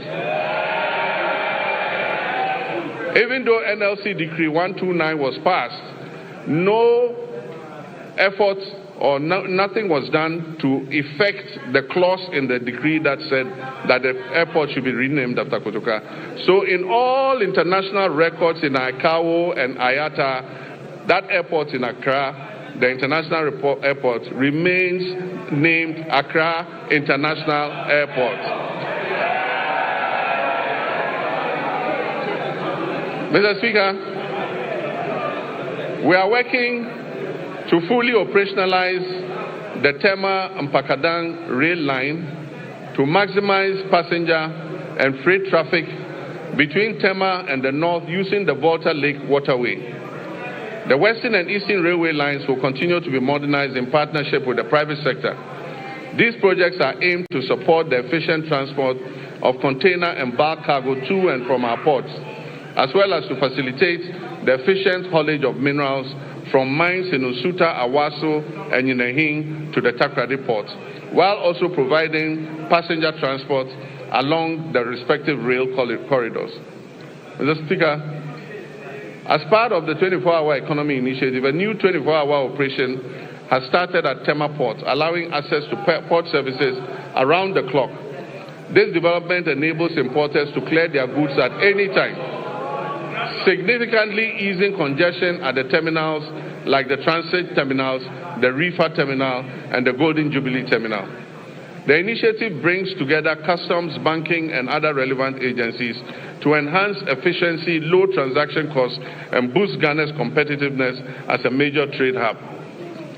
Cabinet has reviewed the designs and feasibility study for the Keta Port and directed the Ghana Ports and Harbours Authority to present an action plan and a roadmap for the realization of the project at the earliest possible time. Mr. Speaker, the Driver and Vehicle Licensing Authority, as part of its expansion efforts, has established a new operational office at Adenta Bus Terminal in Accra. If you need any service in the night from DVLA, go to Adenta. There's an office open there day and night. Mr. Speaker, this modern facility operates around the clock, providing continuous service to improve accessibility and convenience for our motorists in Adenta municipality and the whole general Accra area.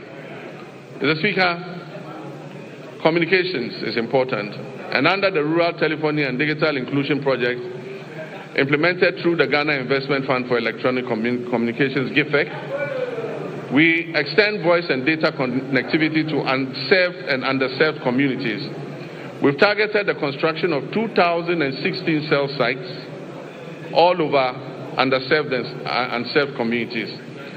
1,561 of these 2,016 cell sites have been constructed, and of this number, 1,144 have been activated.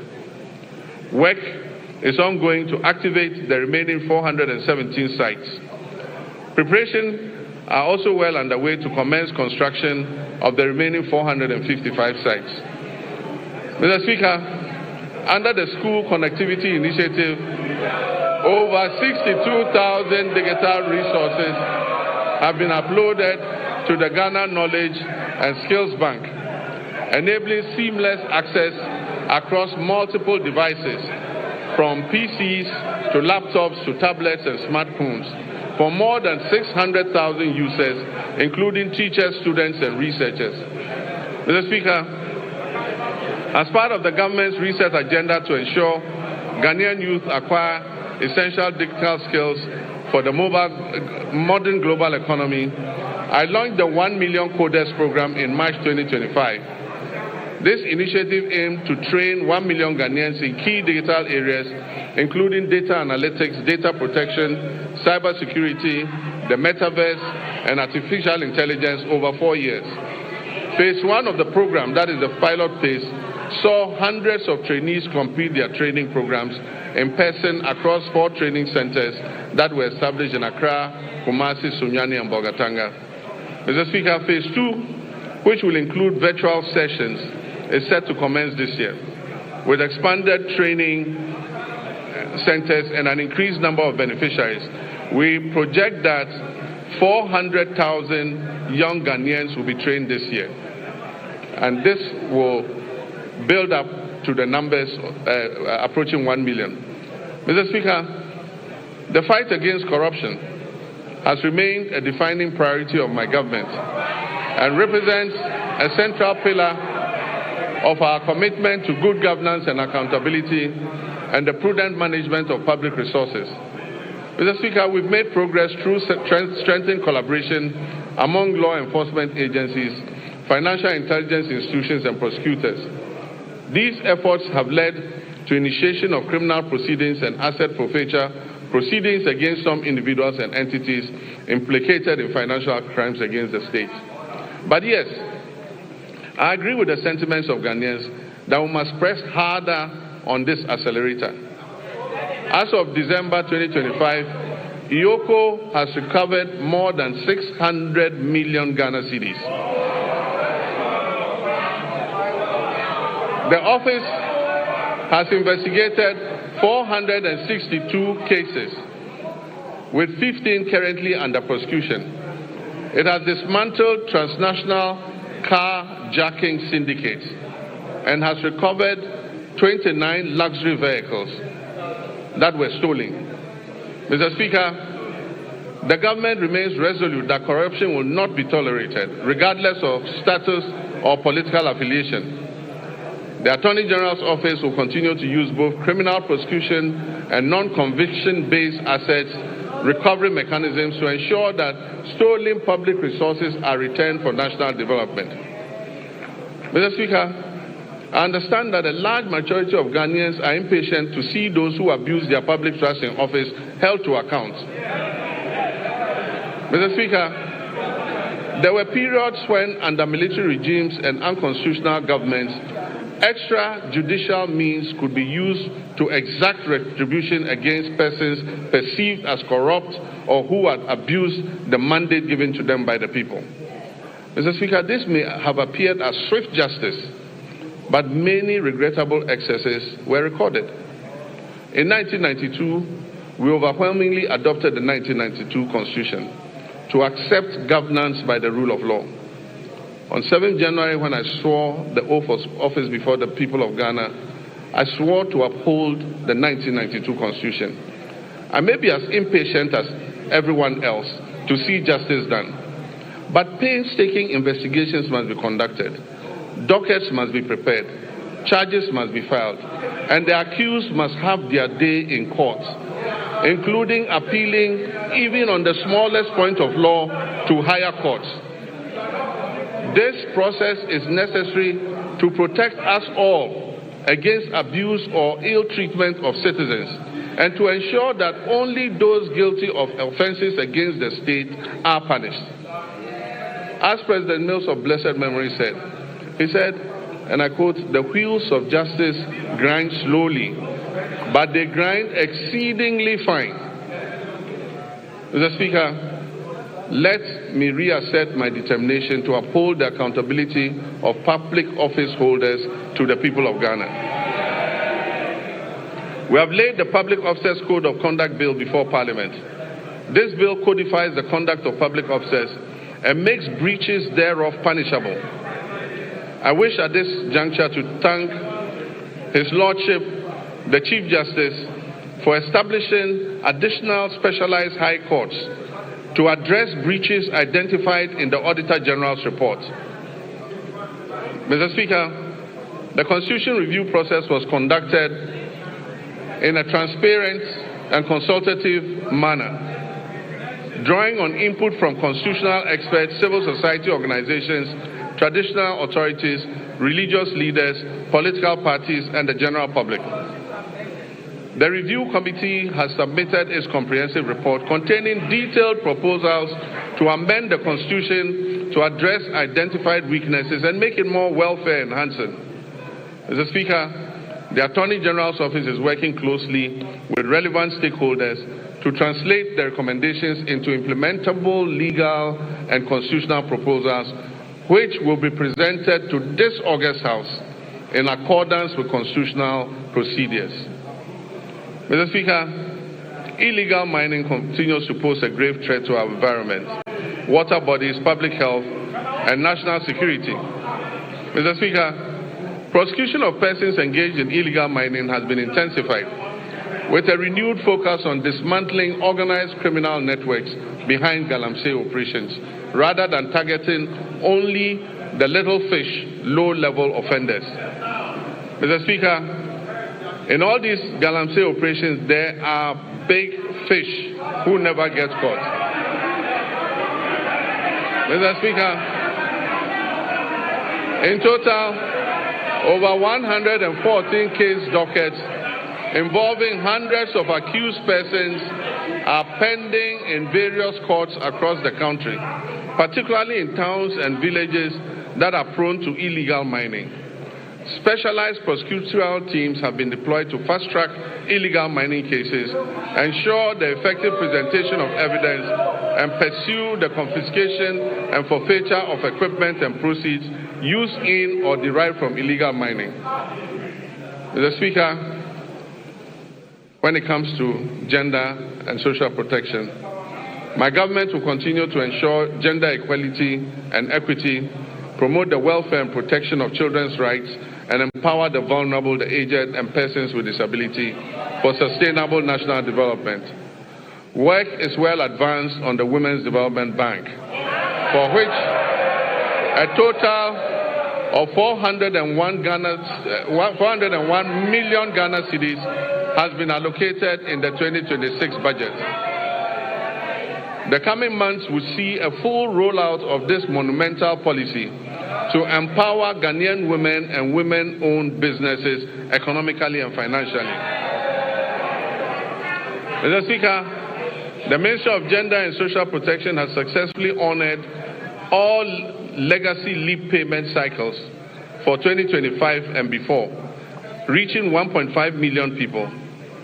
It has also ensured the full implementation of the Ghana School Feeding Program in over 12,000 public schools across all 261 districts of this country. Mr. Speaker, the number of beneficiary peoples under the school feeding program has increased from 3,801,491 for the 2023-2024 academic year to 4,231,059 for the 2024-25 academic year. This program is providing gainful employment to 34,000 caterers and cooks nationwide. Mr. Speaker, in the security sector, Ghana faces evolving security threats. Our troops, services, and agencies have, however, remained firmly committed to strengthening national peace and security, which underpin our democracy, development, and social cohesion. This commitment encompasses internal security operations, international peace support missions, strategic investment in restructuring and retooling and improvement in troops' welfare, recruitment, and capacity development. Mr. Speaker, two recent incidents are evidence of the increasing dangers we face as a nation. The killing of 8 of our compatriots who had gone to a neighboring country to purchase tomatoes, and just yesterday an attack on Ghanaian fishermen in our waters by pirates reinforced the need for us to retool and adequately equip our security services. Mr. Speaker, I wish to commend the Ghana Armed Forces for conducting a successful medical evacuation of our injured compatriots from Burkina Faso. I also commend the Ghana Navy and the Ghana Air Force, the National Security Council Secretariat, the Chief of Staff's Operations Team, the MP for Ewutu Senya, the Chief Fisherman and people of Senya Breku for the combined effort that successfully rescued all the stranded 71 fishermen who had been attacked by pirates. I've asked the National Security Coordinator to assist the affected fishermen and replace the stolen outboard motors and fishing gear. Mr. Speaker, the Armed Forces continues to play a key role in containing illegal small-scale mining through the deployment of river guards and support for the National Anti-Illegal Mining Operations Secretariat and assistance to special courts for swift prosecution of offenders. Mr. Speaker, during the year, the Ghana Armed Forces had 2,119 troops with requisite equipment deployed in various peacekeeping missions, reinforcing Ghana's reputation as a dependable and professional contributor to international peacekeeping operations. While Ghana continues to maintain an enviable reputation in international peacekeeping, we must note that many of these peacekeeping theaters where we have operated are winding down due to reduced budgets for UN peace support operations. And so as our troops return home, we must create opportunities for them to train, to remain active, and stay engaged. Mr. Speaker, beyond peacekeeping operations, Ghana continues to demonstrate its strong commitment to international solidarity, humanitarian assistance, and South-South cooperation. In December 2025, the Ministry of Foreign Affairs, in conjunction with the Ministry of Defense, deployed 54 personnel from our 14 Engineers Brigade to Jamaica to support that country with national reconstruction efforts following the devastation that was caused by Hurricane Melissa, which claimed over 40 lives. In recognition of the scale of the recovery efforts and the good work our soldiers were doing in reconstructing the houses in Jamaica, government approved a request from the government of Jamaica asking us to extend the mandates of our soldiers there for another 90 days, which we approved. Mr. Speaker, to further improve operational readiness, the government will continue to invest in vital defense infrastructure and retooling. The construction of a forward operating base at Libo, situated along the Western Maritime Corridor, is ongoing. This facility aims to boost maritime surveillance and better protect offshore oil and gas installations. The Northern Border Security Project, initiated to counter terrorism and transnational crime, is advancing decisively. This project constitutes the first line of defense against any infiltration and extremist threats coming from the Sahel, and it would significantly strengthen the surveillance of our northern border. Plans are well advanced to establish 2 new military barracks in Ejumako in the central region and in Dambai in the Oti region to address emerging security concerns and strengthen the presence of the state in these areas. To further support retooling efforts, agreements have been signed to procure and deliver 4 brand new Eurocopter helicopters and 1 jet for the Ghana Air Force, aimed at replacing the aging fleet and modernizing our air capabilities. The Ghana Armed Forces is carrying out a thorough overhaul of previously grounded aircraft, which involves replacing essential components and bringing them back into service. This aims to quickly restore their operational readiness and maximize our fleet availability. Mr. Speaker, I'm pleased to announce that I have further commissioned 50 new vehicles for the Ghana Armed Forces to enhance mobility and boost troop morale. It forms part of a broader program to retool the military and improve logistics across the services. Plans are underway to acquire 2 brand new offshore patrol vessels, armored personnel carriers, protective gear, ammunition, vehicles, and strategic drones and advanced communication systems to enhance the operational capability of the Army, Navy, and Air Force. We will also continue to prioritize human capital development within the armed forces. A progressive recruitment drive to increase the strength of the Ghana Armed Forces by 12,000 personnel over 4 years to support expansion and operational demands is ongoing. In line with the government's reset agenda, the recruitment process has been decentralized to regional capitals, with selected recruits reporting directly from their regions to training schools, marking a significant shift from the previous Accra-centered system. Mr. Speaker, on a very solemn note, I wish to express my condolences to the families of 6 of our young daughters who died during the stampede at the Elwak Stadium. May their memory be blessed and may they rest in perfect peace. Mr. Speaker, following the revised gratuity regime that was introduced in 2020 under the stewardship of Honorable Nitiu, extending service by 5 years, under Constitutional Instrument 129, arrears have accumulated. Nitiu is my friend, don't worry. Arrears have accumulated, Mr. Speaker, because no budgetary provision was made over the 4 years that followed.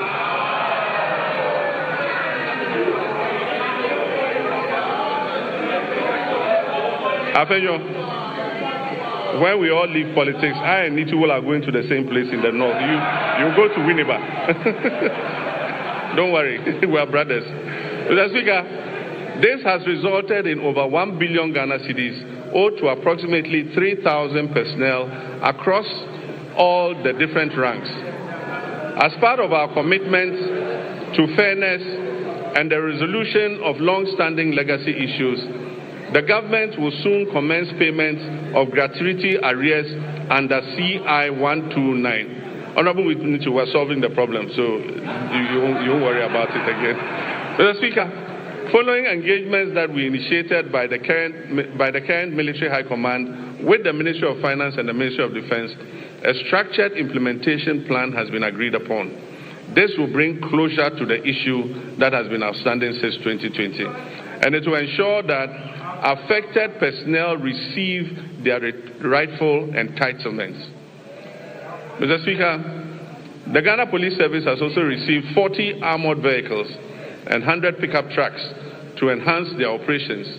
Other security agencies such as the Fire, Prisons, Immigration, BNI, and Narcotics Control Commission will also be retooled to enhance their efficiency. Mr. Speaker, let me take this moment to commend the IGP and his men for the recent major successes they are chalking in bringing dangerous criminals to justice. The trust of the Ghanaian people in their police service is rising again, and I urge you to keep up the standard. Mr. Speaker, Ghana's foreign policy remains a central instrument for advancing our national development, for safeguarding our sovereignty, and projecting our values on the global stage. At a time when the global environment is characterized by profound geopolitical shifts, economic uncertainty, climate-related challenges, and evolving security concerns within our sub-region, government has taken deliberate steps to ensure that Ghana's engagement with the world is purposeful, strategic, and responsive to the needs of our people. In this regard, the Ministry of Foreign Affairs has stepped up efforts to align Ghana's external relations with our domestic development priorities. Mr. Speaker, in West Africa, Ghana continues to pursue a policy of good neighborliness, solidarity, and constructive cooperation with all countries in the sub-region. We remain firmly committed to the vision of a peaceful, stable, prosperous, and integrated West Africa, grounded in mutual respect, dialogue, and collective responsibility.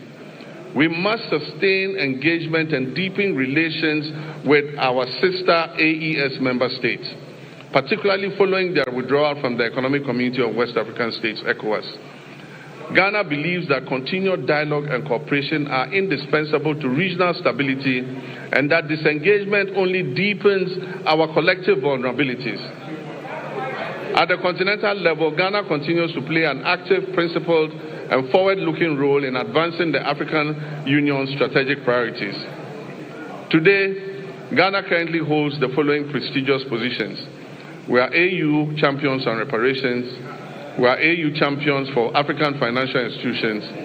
And Ghana is also the AU champion for gender equality and women's empowerment. Mr. Speaker, I'm humbled by my election as the first vice chairperson of the African Union at the 39th ordinary session of the AU Assemblies of Heads of State and Government held recently in Addis Ababa, Ethiopia. Mr. Speaker, it is also gratifying to note that my colleague leaders in West Africa have declared me, John Dramani Mahama,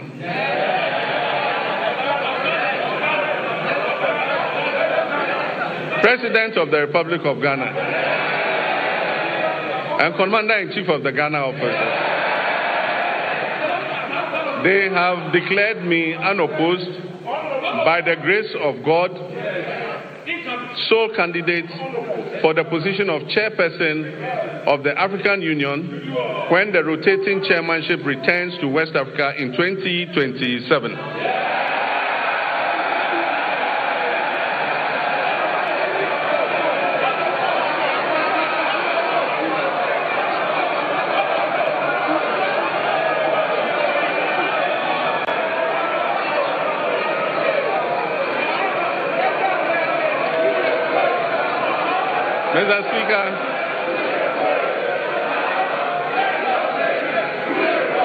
Mr. Speaker,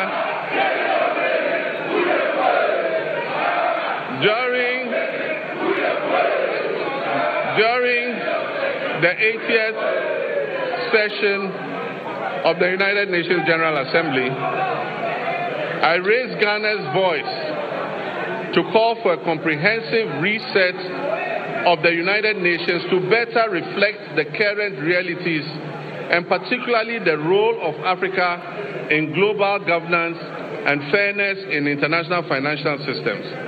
In line with our multilateral commitments, Ghana announced plans to table a United Nations resolution that recognizes the transatlantic slave trade as the gravest crime against humanity, and promoting an agenda of acknowledgement, reparative justice, and cultural restitution. Mr. Speaker, I'll formally present this resolution, which has been endorsed and adopted by the African Union unanimously, to the UN in March of this year for consideration by the UN General Assembly.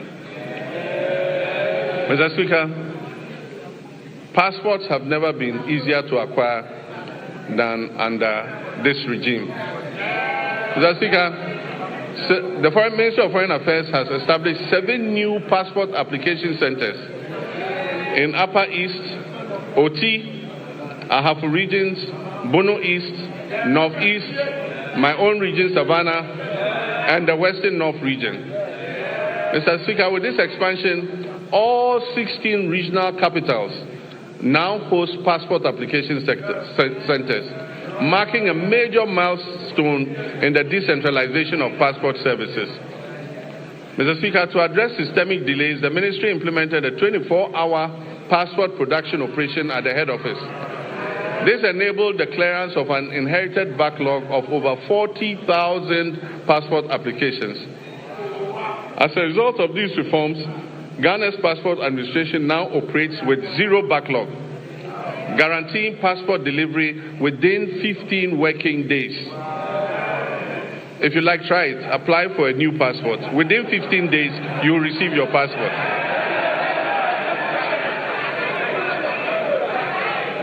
Mr. Speaker, to facilitate travel and boost tourism and ease business mobility, the Ministry of Foreign Affairs implemented a 5-day visa processing service across all Ghana's missions abroad. What this means is that anyone who applies for a visa will get the visa within 5 days. Concurrently, significant progress has been made in the design and procurement phase of a national e-visa platform with a targeted rollout plan for 2026. This means if you apply for visa, you apply online and the visa is approved online. You don't need to go to the Ghana embassy to apply. Ghana has also secured new visa waiver agreements with 11 countries to facilitate people-to-people exchange. It means for those 11 countries, Ghanaians don't need passports to go there.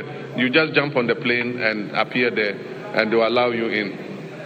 Mr. Speaker, to highlight Ghana's ongoing commitments to international solidarity, we made humanitarian donations to Jamaica, Cuba, Sudan, and Palestine to support disaster relief and conflict-related crises.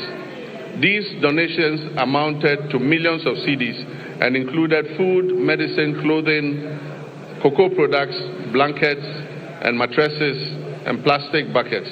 I'm also pleased to report that remittances from our relatives abroad, the Ghanaian diaspora, reached a historic high of $7.8 billion in 2025.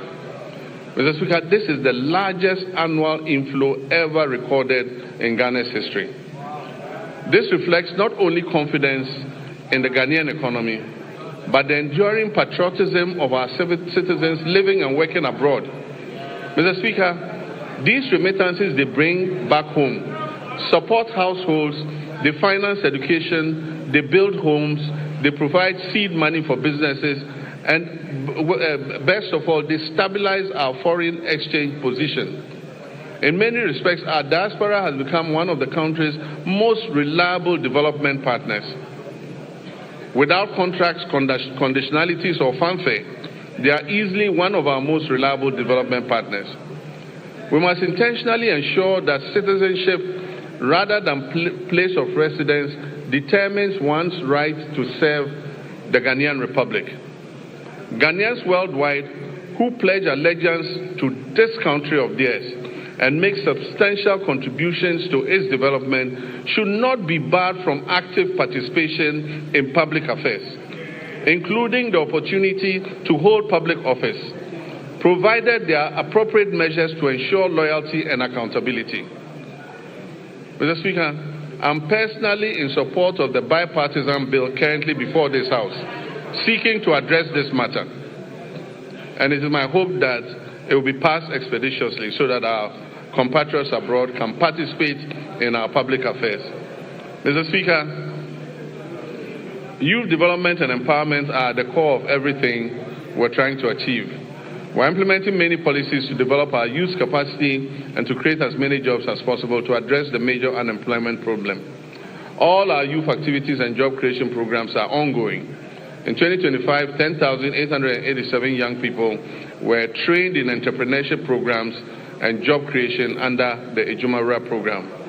In 2026, an additional 10,000 young people will receive similar support under the program. The National Apprenticeship Program onboarded 14,000 young apprentices during the pilot phase, and they have started receiving their start-up kits after passing out successfully.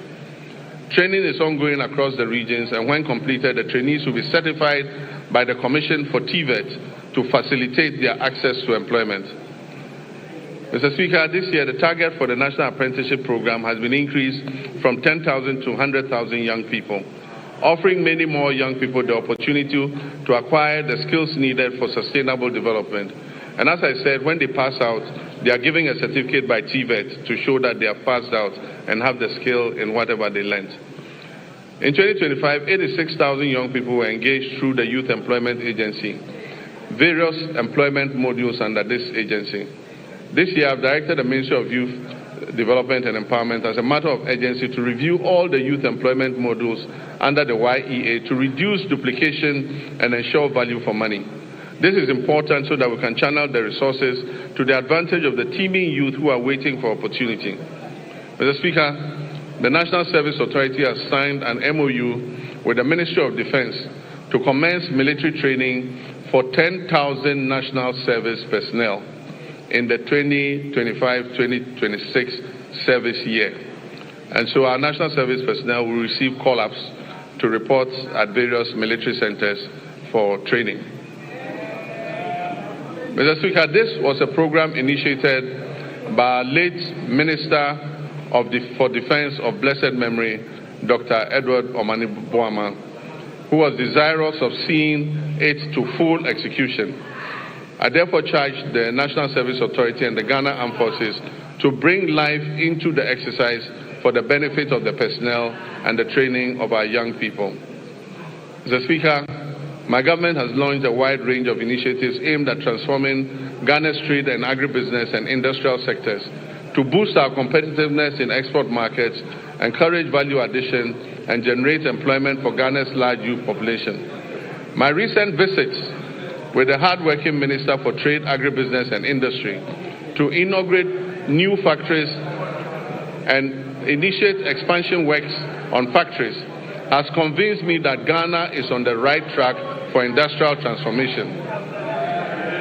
The ministry has begun implementing policies in the areas of textile and garment manufacturing, pharmaceuticals and vaccine manufacturing, automotive and components manufacturing, and contract farming and agro-processing. As a first step, we are collaborating with private sector to establish 3 new garment factories in Eastern Region, Central Region, and Bono East Region. This will create an estimated 27,000 jobs. Mr. Speaker, this government will fulfill its commitment to revive key state-owned enterprises.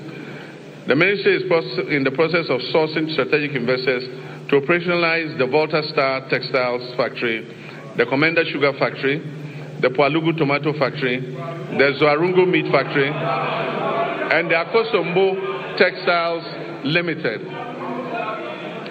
Ghana's non-traditional exports recorded a 27.04% growth in 2025, with total earnings of $4.87 billion, up from $3.83 billion in 2024. This reflects a very early impact of the Accelerated Export Development Program, launched only last year, and demonstrates the continued resilience and expanding contribution of the non-traditional export sector to Ghana's export economy. Mr. Speaker, mining remains a cornerstone of Ghana's economic development. making substantial contributions to employment creation, export earnings, and government revenue. According to the Ghana Statistical Service, the mining and quarrying subsector accounted for 17.4% of the overall 33.8% of industry's share of gross domestic product in 2025. It emerged as the leading contributor within the industrial sector. The sector generated export earnings of approximately 15.25 billion, accounting for 65.37% of Ghana's total export receipts, out of a total of 23.3 billion. Mr. Speaker, the abolition of value-added tax on mineral exploration activities is expected to significantly reduce upfront costs for investors, improve project economics, and stimulate increased greenfield and brownfield explorations across the country. The fight against galamsey remains complex and demands a multi-dimensional response that integrates strong enforcement, the application of technology, sound regulation, and active community participation. The Ministry of Lands and Natural Resources, in collaboration with the Ministry of Transport and Ghana Revenue Authority and the Ministry of Finance, has registered 1,808 pieces of earth-moving equipment at the ports, of which 1,033 have been fitted with trackers and are being tracked. The protection of our water bodies and forest reserves is ongoing with the deployment of 1,634 blue water guards across Western North Savannah, Upper West, Bono, Eastern Ashanti, Central Volta, and Northern regions. This nationwide deployment aims to strengthen surveillance, improve rapid response, and enhance on-the-ground enforcement against illegal mining activities that threaten critical water bodies, forest ecosystems, and livelihoods. Mr. Speaker, NIMOS will maintain regular coordinated operations across all 21 identified hotspots to prevent re-entry of illegal miners into these reserves. While temporary deployments yielded positive results, they proved insufficient for sustained enforcement. Mr. Speaker, in the works housing and water subsector, these are vital pillars of Ghana's national development, shaping sustainable livelihoods through reliable water supply and affordable housing that enhance citizens' well-being. Sea defense works are ongoing. We've successfully completed works at Komenda, Ningo Pram, and Elmina. Together, these three projects have protected approximately 15 kilometers of our coastline and safeguarded lives and livelihoods and property. In March 2025, I visited Solakope, Agaveji, and Amutinu in the Ketu South municipality, where tidal waves had displaced thousands of residents. We made a firm commitment to address the devastation.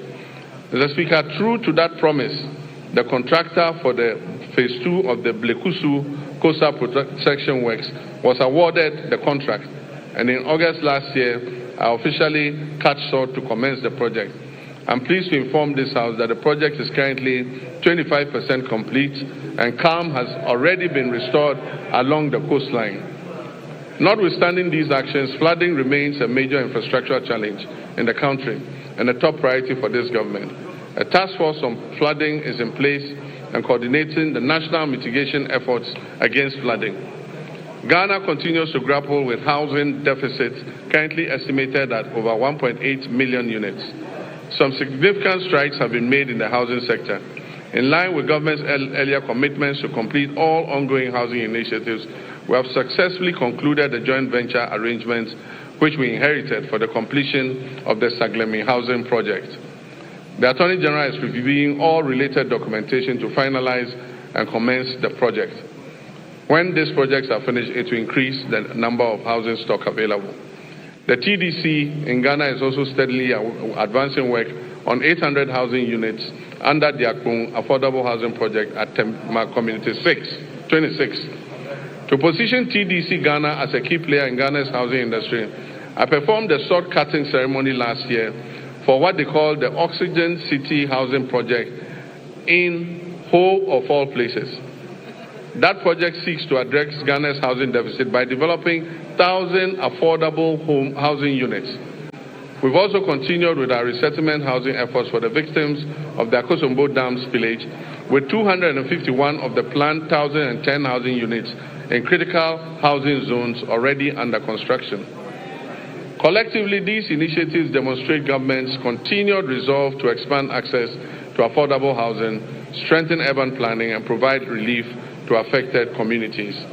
Mr. Speaker, renewable water resources are estimated at about 54 billion cubic meters, with over 70% derived from the Volta River, which is shared among 6 riparian nations. We're implementing key interventions to expand and improve water services nationwide. So the following urban water supply projects are at various stages of completion. The Keta Waterworks, the Winchi Water Supply Project, Sekendita Krade Water Supply Project. And I'm happy to announce that Anyako has good, clean drinking water today, and the Community Water and Sanitation Agency will commission the project next week. It will also serve the island community of Seva. We will begin preparatory work on the Damango and Sunyani water supply expansion projects and seek to finalize all financing arrangements for other water supply projects in Tamale, Yendi, Techiman, and Takwa. Mr. Speaker, the Danish government has allocated grant support to improve water supply services in low-income and high-density areas in Wa and Bolgatanga, aiming to address water challenges and provide relief to vulnerable populations. Mr. Speaker, the following rural water supply projects are ongoing: Asankregwa, Seshuyuoso, Duadaso, Kwemandamfa, Goso, Dwabing, Aveime, and Edumbamso. To strictly follow the resetting agenda and secure sufficient funding, the Ministry of Finance has allocated 6.3 billion Ghana cedis to the District Assembly's Common Fund.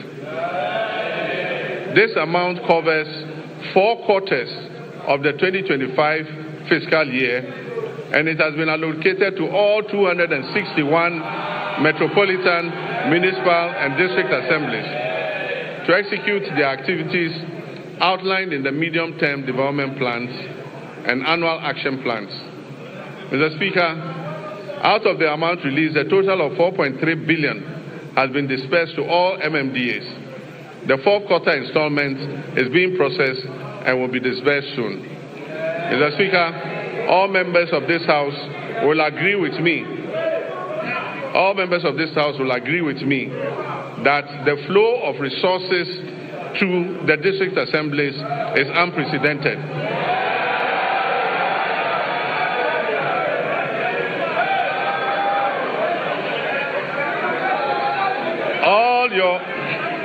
All your assemblies are receiving more money than they've ever received in several years.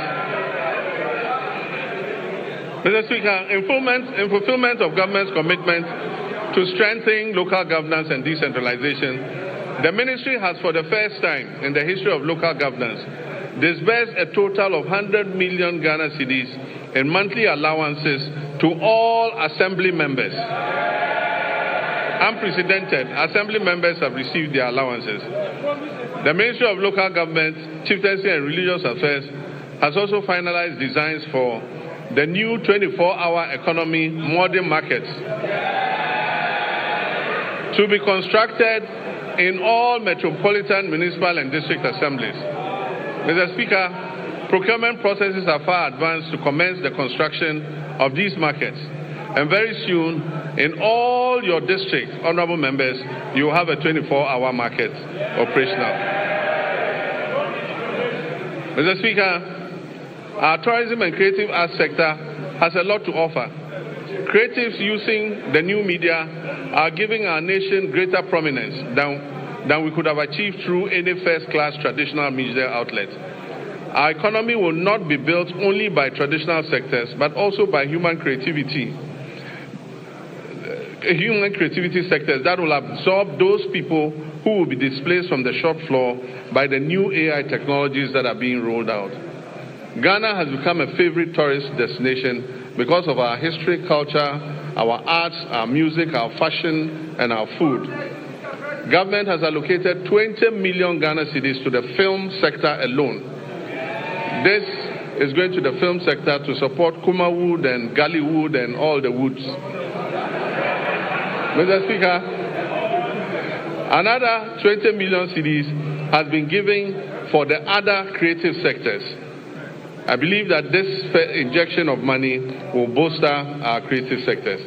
Mr. Speaker, I wish to assure the creative industry and the Ministry of Tourism that I'll be your personal ambassador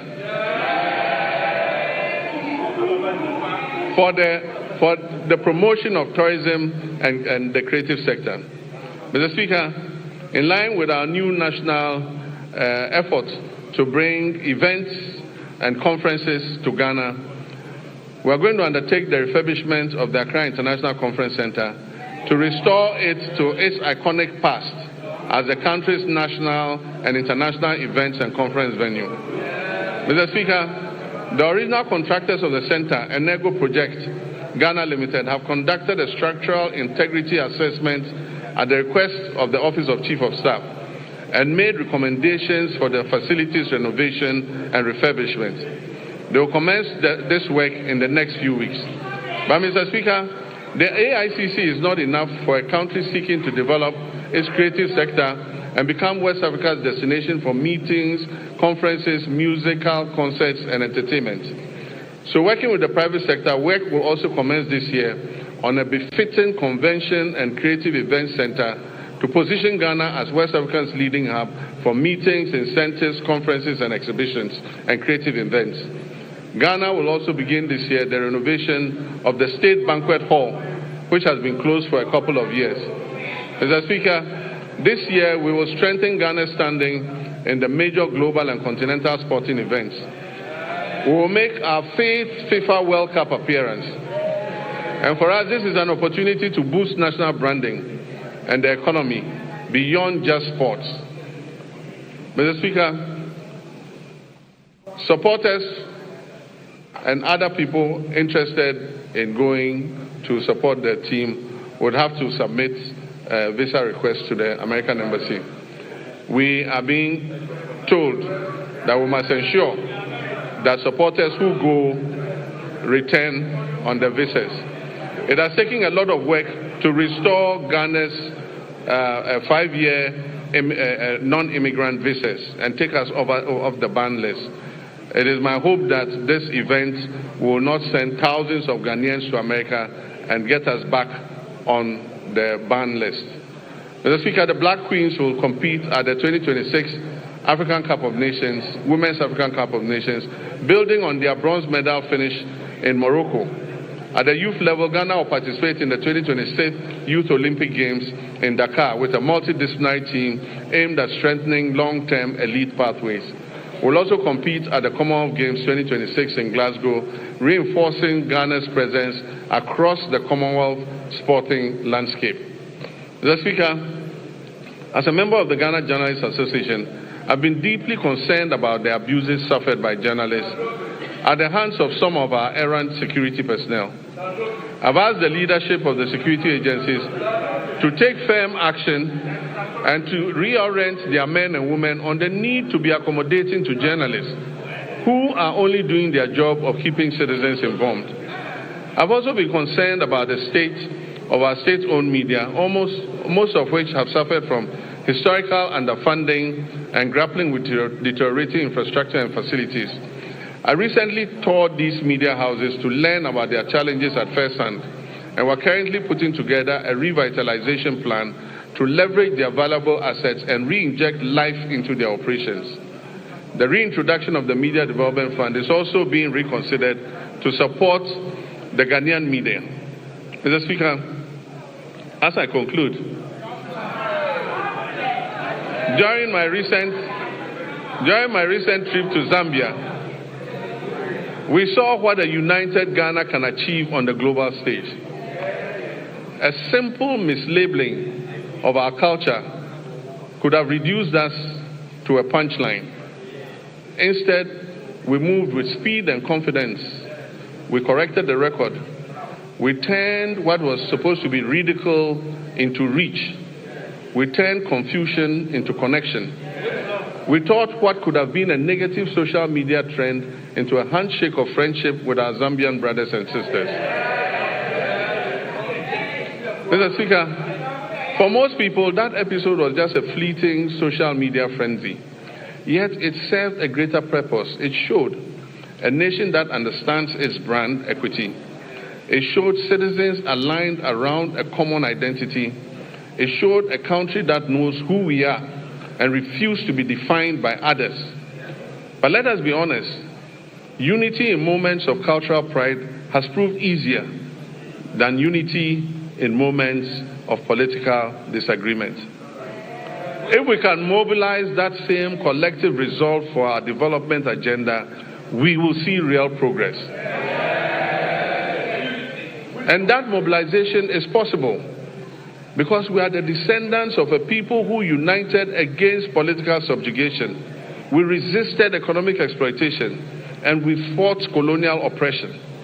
Mr. Speaker, our pursuit of national development today demands that same unity of purpose.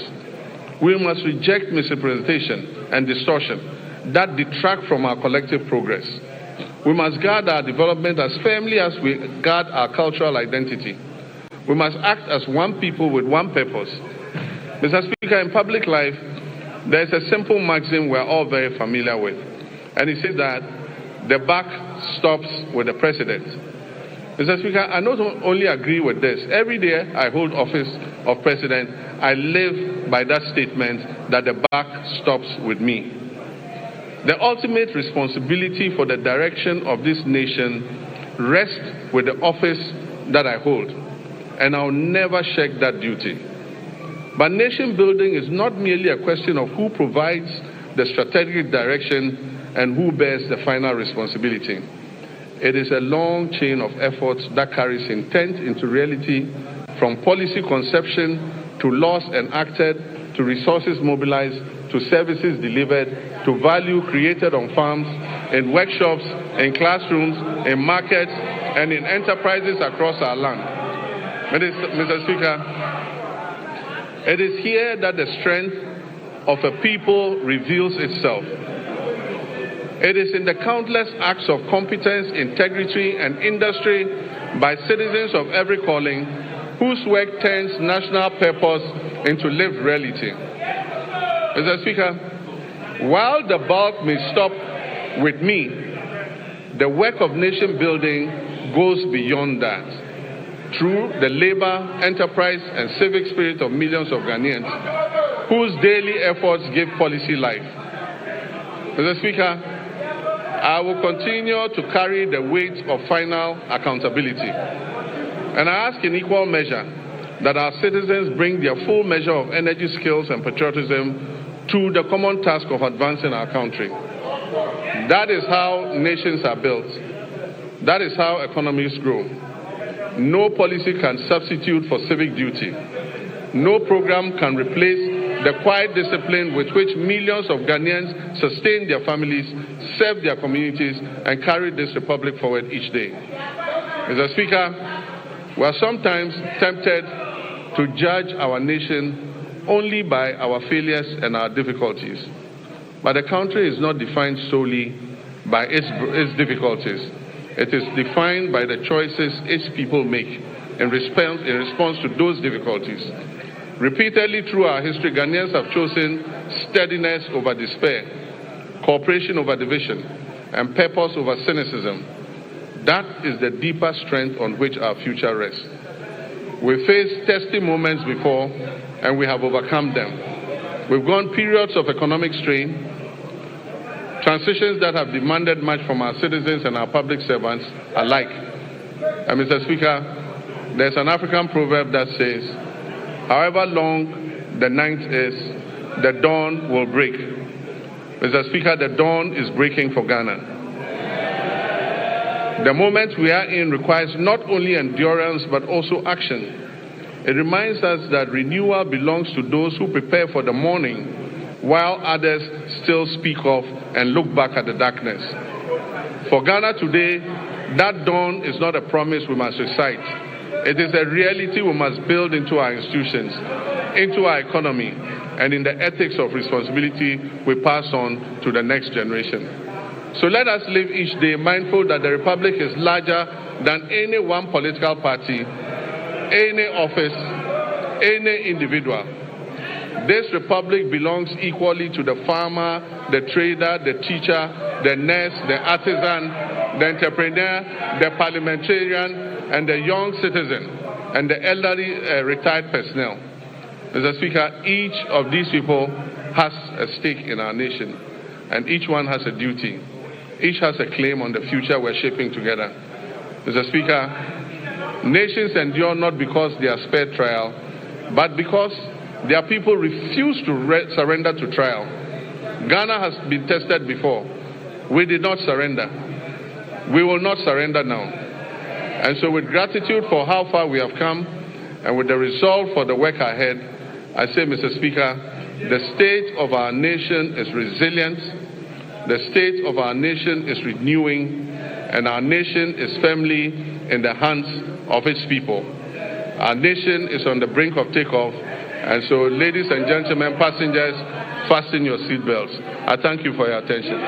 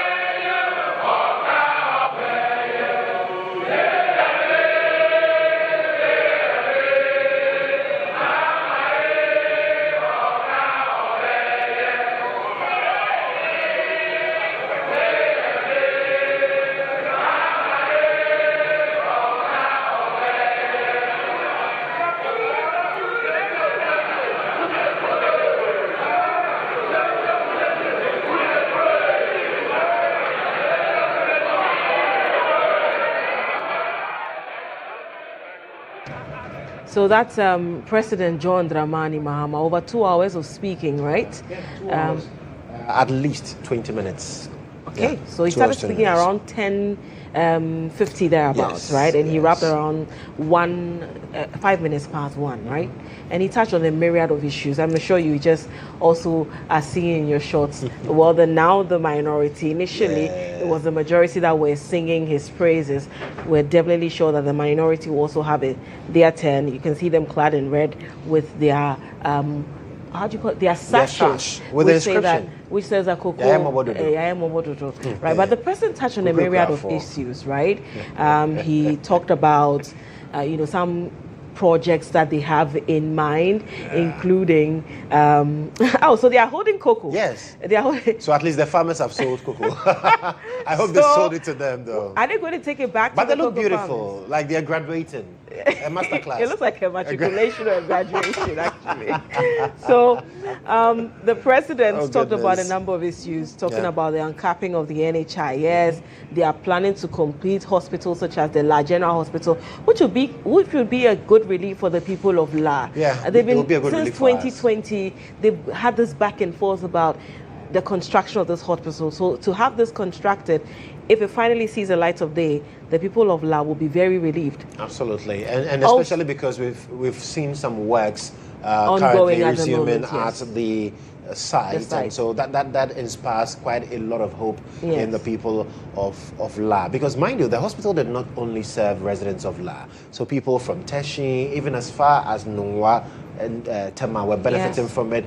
Talking about Osu all the way to Gamashi, we're all benefiting from that facility, and so it's a very, very pivotal facility in terms of our healthcare, especially looking at what has happened with our healthcare, and listen to the president talk about what happened to the 29-year-old man who has 2 siblings who are doctors, by the way. But when it mattered most, the health system failed him. And so President Mahmoud says, under no condition should any hospital say, listen, we don't have beds here, so we cannot accept you. And we have talked about this enough. I don't think it needs any form of re-echoing whatsoever. So, well, I particularly, having listened to the president for over 2 hours, clearly tells you that like IB said this morning, this is his State of the Nation address. It has very little to do with what he met, and he was echoing what he's been able to do. And in the so, past yes, 1 year. In the coming days, we'll get into the details, the airports, Yeah, the regional airports. Yes. And just another one with the hospitals. Yeah. There's also the plan to complete the Konfanochi Teaching Hospital maternity block. That has been, is one of the, I think is one of the longest blocks yet to be completed. Yeah. And we'll be going to Parliament in a bit. He's also spoken about the big push. They say they have about 73 projects already underway. Can you see what's on the screen? Yes, I can see a picture of Kenneth Nanaya Kuntunkunuku Furiata. In short, I think someone on the minority or majority side. No, I think it's the majority. Yeah, I mean, it would have. The majority side have disappointed us because not all of them are in white. So there are some who are also in black. In black, so it can be confused at certain point. And then he touched on, some repurposing or remodeling that is supposed to take place at Terminal 2. Terminal 2, yes. Where it is going to accommodate both domestic and international flights. Yeah. And to hotel. And to reduce the pressure on Terminal 3. Absolutely. And then they intend to construct an airport or airports in Sunyani, Wa, and Bolgatanga. Yeah. And Sunyani Airport is so small. I saw you nodding. The runway, yes. I've never been he there. He said from the way it looks, they have to move it to another place. He said the runway is so short. And there's a wall that you can see homes ride by. It is so small. It feels like and so it needs moving. And so there's going to be one in Wa and another in Bolgatanga as well. Yeah. He touched on the pace of prosecution. You know, people talk about how well this current administration has done very well. They are fulfilling their promises. But one key area is the part of oral and the promise they made with regard to Operation Recover All Loot. It will surprise you now. All my callers this morning we're talking about show, oral. It was as though a bell had been rung. Yeah, and as if they were on cue. All of them talked about the fact that they were not happy with the pace of prosecutions. They want the president to prosecute the people who looted the state, among others. So I understand. I knew the president cannot fail to touch on this. Yes. Well, let's quickly go to the Chamber of Parliament. The Speaker is addressing the House. And we have my senior brother, the former flag bearer of the Convention People's Party, Ivor Robina Greenstreet, also with us here. Please, you are all warmly welcome. Honorable members, in accordance with Standing Order 72, Rule 4, I convey to His Excellency, the President of the Republic of Ghana, the gratitude of the House for the address. Honorable members, again, in accordance with the practice of this House, a formal communication will be forwarded to His Excellency the President after the House has thoroughly debated this message. So His Excellency will hear from us. I know you are ready.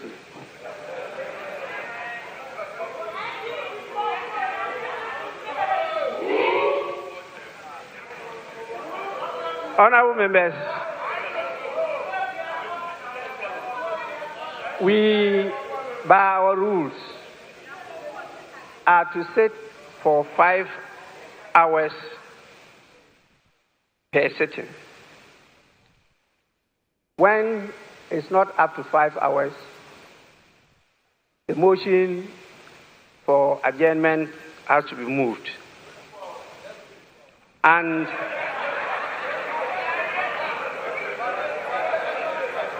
here we are. We have spent a lot of time, but not yet 5 hours. And so I'll have to call on the leaders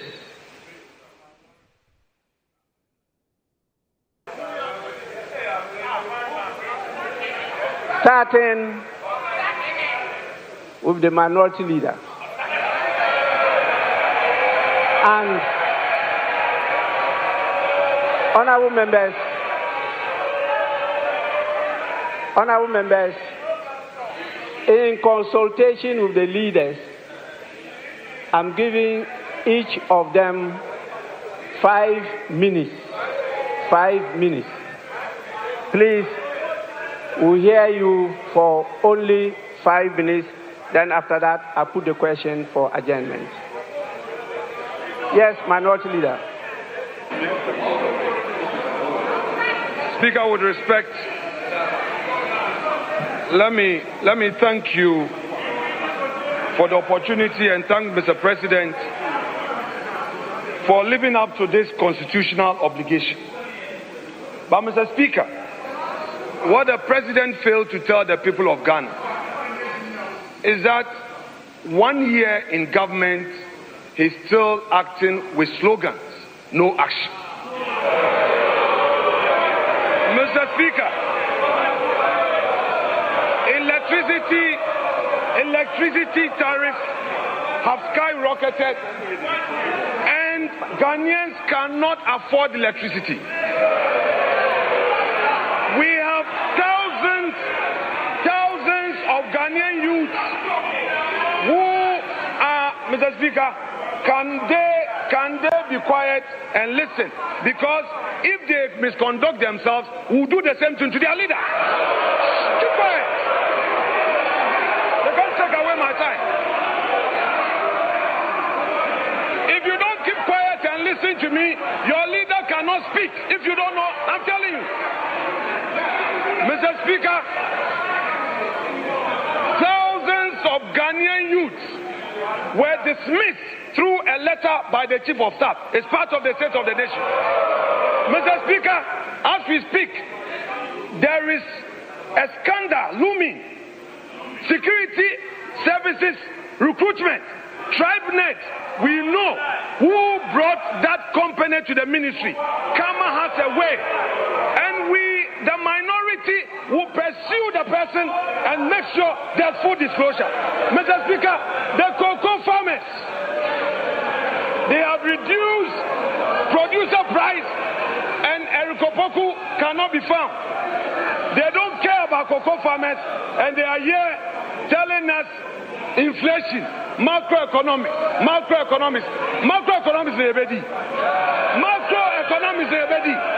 Mr. Speaker, Galamsey continues, Ghanaians continue to suffer under this Galamsey hardship. And we expect concrete action to be taken on Galamsey. Mr. Speaker, to conclude, our elders say, give credit where credit is due. Mr. President is telling us today that some gains have been made. Those gains through this gold for reserve. Mr. Speaker, the gold for reserve policy, what they have failed to tell Ghanaians is that the Bawumia that they attack, Mr. Speaker, the Bawumia that they attack, the Bawumia that you attack is the brainchild of this policy. Mr. Speaker, I would want to urge the government, give to Bawumia what belongs to Bawumia.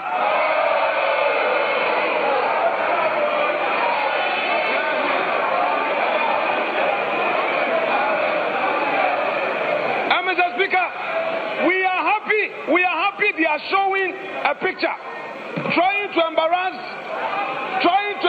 the former finance minister. We've seen, but very soon, let me assure you that somebody, a senior appointee who is in charge of this TribeNet, would go to jail.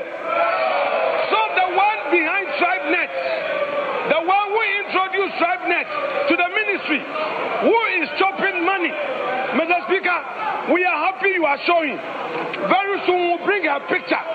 Then you will see the one in charge of TribeNet duping innocent Ghanaians, duping their unemployed youths.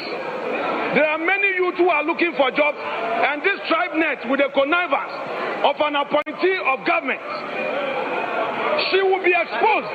So you continue with Kenneth Ofori-Atta. Soon and very soon, it will be your turn. Mr. Speaker, I will conclude by saying that this side of the House, we are ready today to debate on this SONA. And by Monday, the true SONA will be revealed by the minority.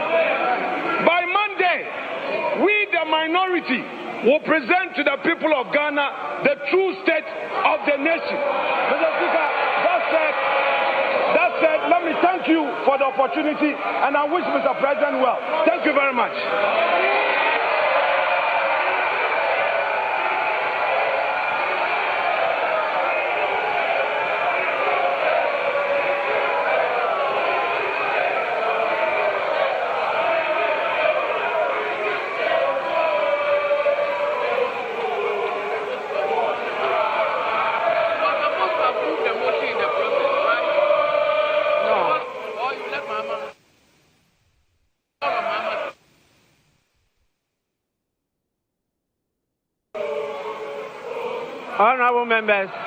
Honorable members, please. Honorable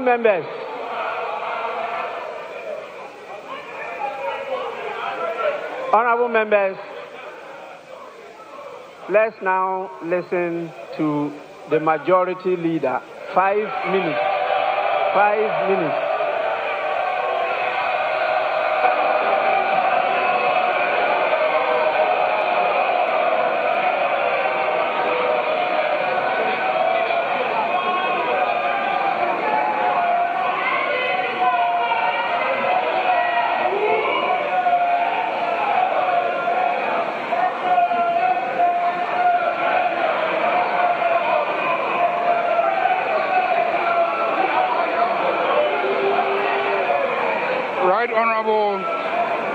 Right Honorable Speaker,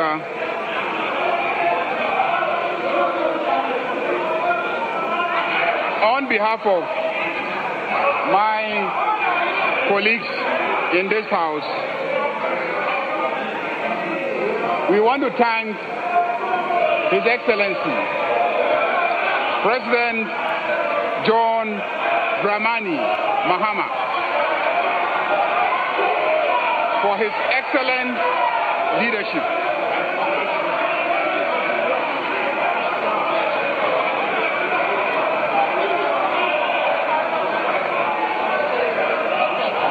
Honorable members, please. Honorable members.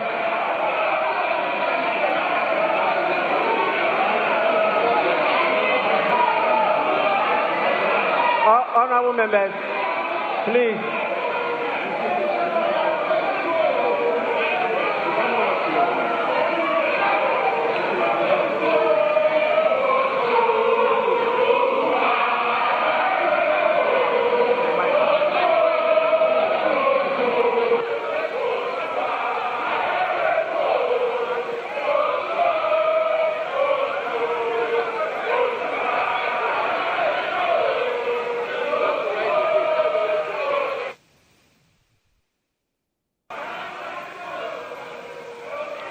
Honorable members, please. We are not at a rally ground. Please.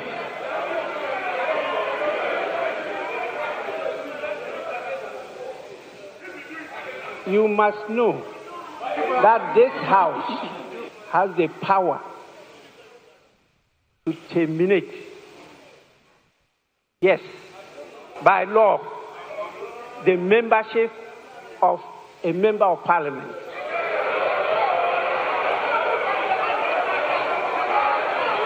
Please.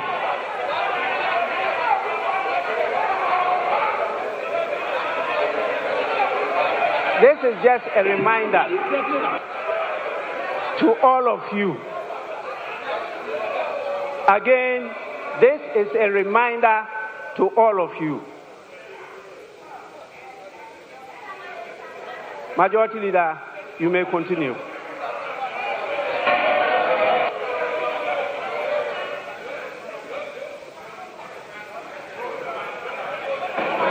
I want to thank His Excellency, the President John Dramani Mahama for his leadership. Ghanaians are very grateful to you. Mr. Speaker, it is obvious that the Ghana you inherited and the Ghana you speak of today is like day and night.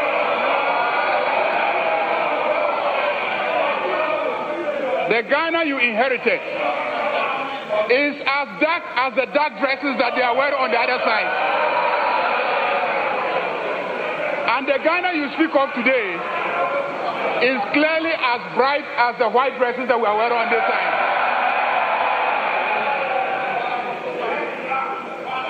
Mr. Speaker,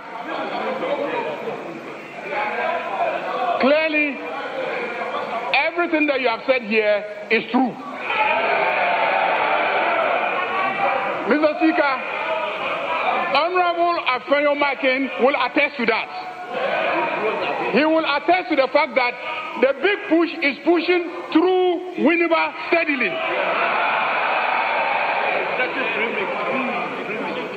And he's getting premix.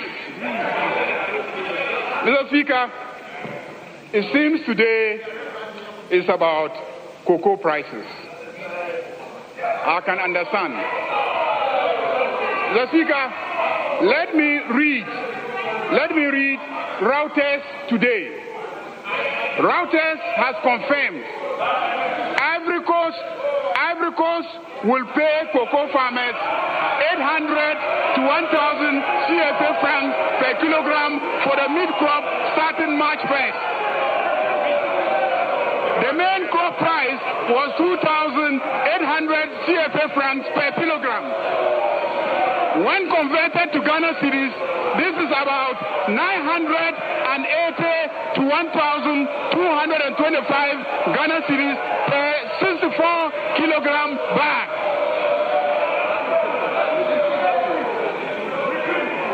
Mr. Speaker, Ivory Coast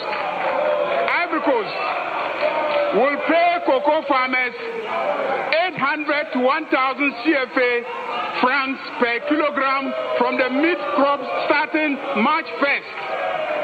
The main crop price was 2,800 CFA francs per kilogram. When converted to Ghana cedis, this is about 980 to 1,225 per 64 kilogram bag. In Ghana, farmers are paid 2,587 per 64 kilogram bag, which is more than twice the price in Ivory Coast. This is confirmed this morning by Reuters.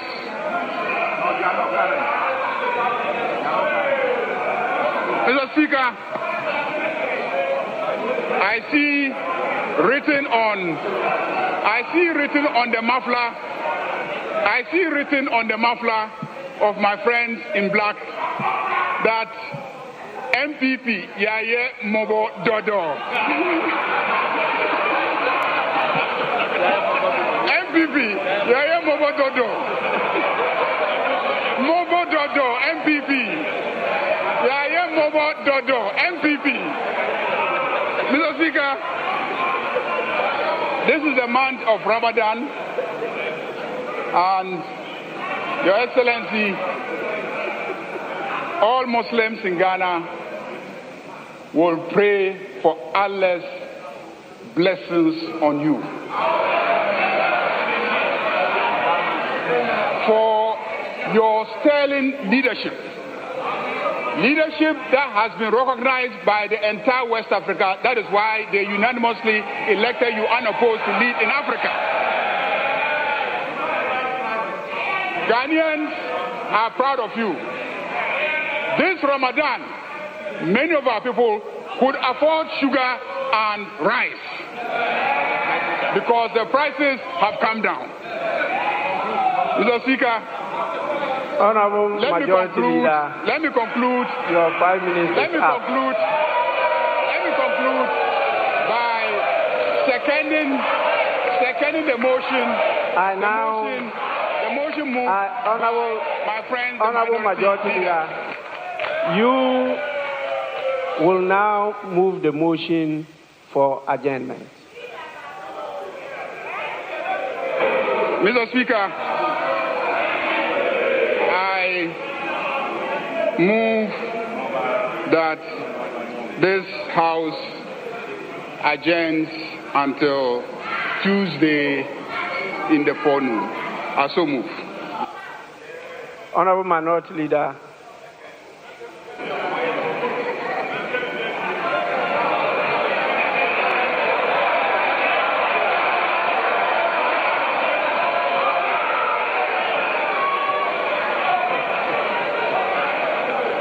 Mr. Speaker,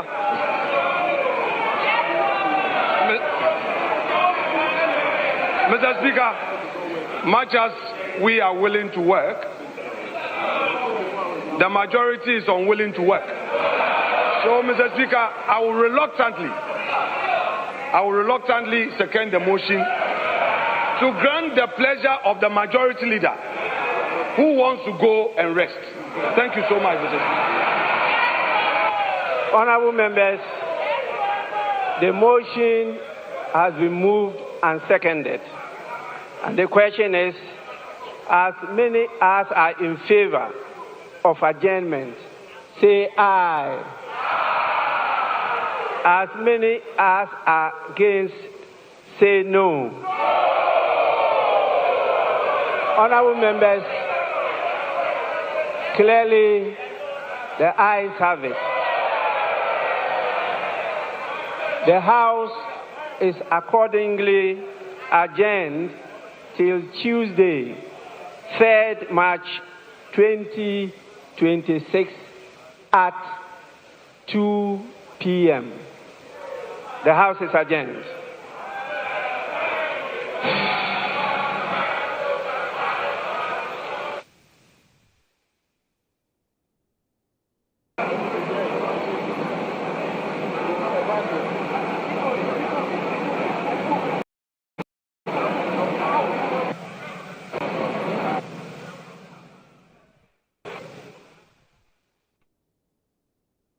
So as you can see in your shorts, Parliament is duly adjourned.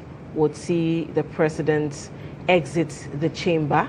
But you saw the two sides there, of course, had to put up a spectacle from both ends. The minority seeing everything wrong with the State of the Nation address as delivered, and the majority seeing everything beautiful with the State of the Nation address. And it was interesting when the motion was moved for the House to be adjourned, and the majority leader moved the motion, then the minority leader saying that if it had been left to them, they would continue with the business of the House because they are ready to work, unlike the majority side that is in a hurry to leave and go and rest. But I guess that should be how things will be wrapping up today here in Parliament. But we're touching on some of the highlights of it. But yes, you can quickly. I'm here with Joshua. You know, it's beautiful to see the House adjourn. Yeah, and, we also adjourned. We also adjourned. No, but we have to go to Parliament. We would adjourn to Monday at 6 a.m. in the forenoon. Yeah. Well, we'll be going back to the chamber. You know, the real deal for events of this nature usually is the interviews afterwards. Yes, the aftermath. And I'm excited because Apenyo Markin has also promised that, God willing, on Monday we'll have the true State of the Nation address. Yeah. It has consistently been. Exactly. And I'm hoping it's not 2 hours. It's not 2 hours, hopefully. Or it would not be 2 hours. It can be. It can't be 2 hours. It can be. But we'll be going to the floor of Parliament. Exactly. Some of our colleagues are there. Ibrahim Alassan and Abdul Hanan Adam are there to get some of the reactions from the members of Parliament in the chamber. Trust that the minority side will see everything wrong with it, and the majority side will see everything. But Bernadette, what I love President Mahama's concluding remarks when he talked about the unity that Fugu, all he had to take was one Zambian to call this a blouse, and then how Ghana unified behind our culture and support it. For the first time in the nation's history, we did not say, oh, this is something that is for the northern sector, and so let the northerners be the ones to champion it. Exactly. In fact, we were boldly wearing it. GHOne. You know? We were proven, we all unified. And he says that if we do that same thing for development, we would be far better off. And I think that it's a real clarion call. Whoever wrote that for the president, you wrote something spectacular. Yes, and you know, he said something. He says rallying, around cultural disagreement is easy. But when it comes to political disagreement, that's where the tough job is. And so we should try as much as we can translate it to translate it to that side, and we would achieve great things. And it's beautiful when we rally around a cause like football. For instance, how we are all able to put our political interests aside, or no, we don't put that aside. No, when the Black Stars fails, it's this government, and that this government see what Black Stars are. No, you see, we can be very funny as a people. You know, fuel prices have been reduced. We all buy fuel. I mean, when you're driving, you get to the fuel station, you buy it at a reduced price. Yet you get some people who say they have something wrong. It could have been better than this. And politically, we seem to taint almost everything with politics. Fugu is the only thing that would not taint with politics. So maybe we should put Fugu in everything of national interest, so that at least we can have something to rally around. Maybe that's the only thing that will get around. But the president touched on the security bits, the bit about the fishermen who got trapped at sea. Oh yes. On Wednesday, and it took the intervention of the Ghana Navy and then other agencies to bring them back ashore. The 71. 71 of them. Fisher folk. I don't like to say fishermen because they are not men. There are some who are boys. No, that's the truth. And then also, but beyond that, he also touched on the Burkina Faso incident as well. And he emphasized that, it is the reason we need to retool our security agencies. Ibrahim Alassan is joining us over the telephone line. He's our parliamentary correspondent and head of our political desk here to give us some other highlights as well and what is happening on the floor of the House as the House is adjourned. Ibrahim, what is happening at the moment? Well, now Joshua, that is exchanging pleasant words, members of parliament.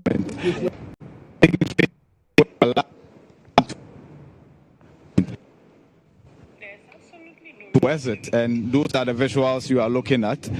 You have the deputy marshal moving out with the maize, accompanied by other staff of parliament and the clerk of parliament as well. Behind the clerk of parliament is Osahin Alexander Kwame Afenyomakin, and then also the majority leader Mahama Yarega. The speaker of parliament follows the vice president, and then very soon we will see the president of parliament. You can see behind the glass door the president, the company of the chief of defense staff and many others get a here. Better connection to Ibrahim Al-Hassan so that we have a better visual and we can hear him better with regard to what is happening on the floor of the House or in the chamber within the precincts of Parliament. You know what this reminded me of? Okay, we'll quickly go back to Parliament. I'll tell you what this reminded me of in a bit. But let's go back to Parliament. We're live on GHOne TV. First of all, let me ask you a direct question. What is your takeaway from what the president presented? That Ghana is definitely resetting.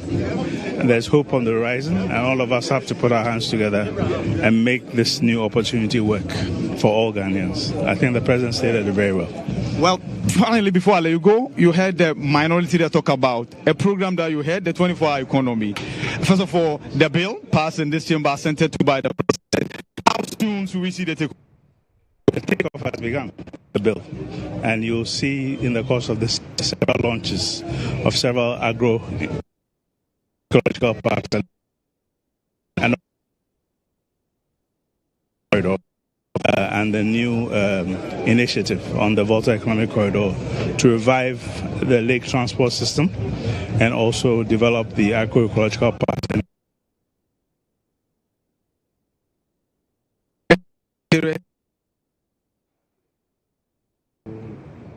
like I said earlier, we'll try and reconnect with Ibrahim Alassane. But, looking at what is happening in the precincts of Parliament, it reminded me of President Akufo-Addo's last State of the Nation address. Do you remember? When the First Lady at the time, got a lot of reactions on social media because she took strongly to what the then Deputy Minority Leader, that's Emmanuel Kofi-Boa, had said on the floor of the House, where he said that the former president had been a failure, and she didn't take kindly to that. So, after this, they usually would exchange in pleasantries, like you're seeing there. You see the vice president right behind the president. We can see the first lady as well in a hearty conversation with the Speaker of Parliament. That didn't happen in 2025. Interesting how time flies, Exactly. It's been a year already. Yeah. Oh, is it a year? Yeah, it's a year, right? 2026. Yeah. So it's interesting. So there you can see in short President Mahama signing the book, or for the records there, right? Yeah. So I was here some. He has 2 more to go, doesn't he? He has 2 more to go. 2026, 2027, and then 2028. Yes. And so that's President Akufo-Addo. I beg your pardon. President John Dramani Mahama there. Right by his side is the Speaker of Parliament, Alvan Sumana for Bagbin, and then also the Vice President, Professor Nana Jane Opoku-Agyeman. You also see the First Lady, Lordina Mahama, in short as well. And then the Chief Justice, Paul Bafobone, who's right behind him. I believe that's the wife. Right behind. I can see from here.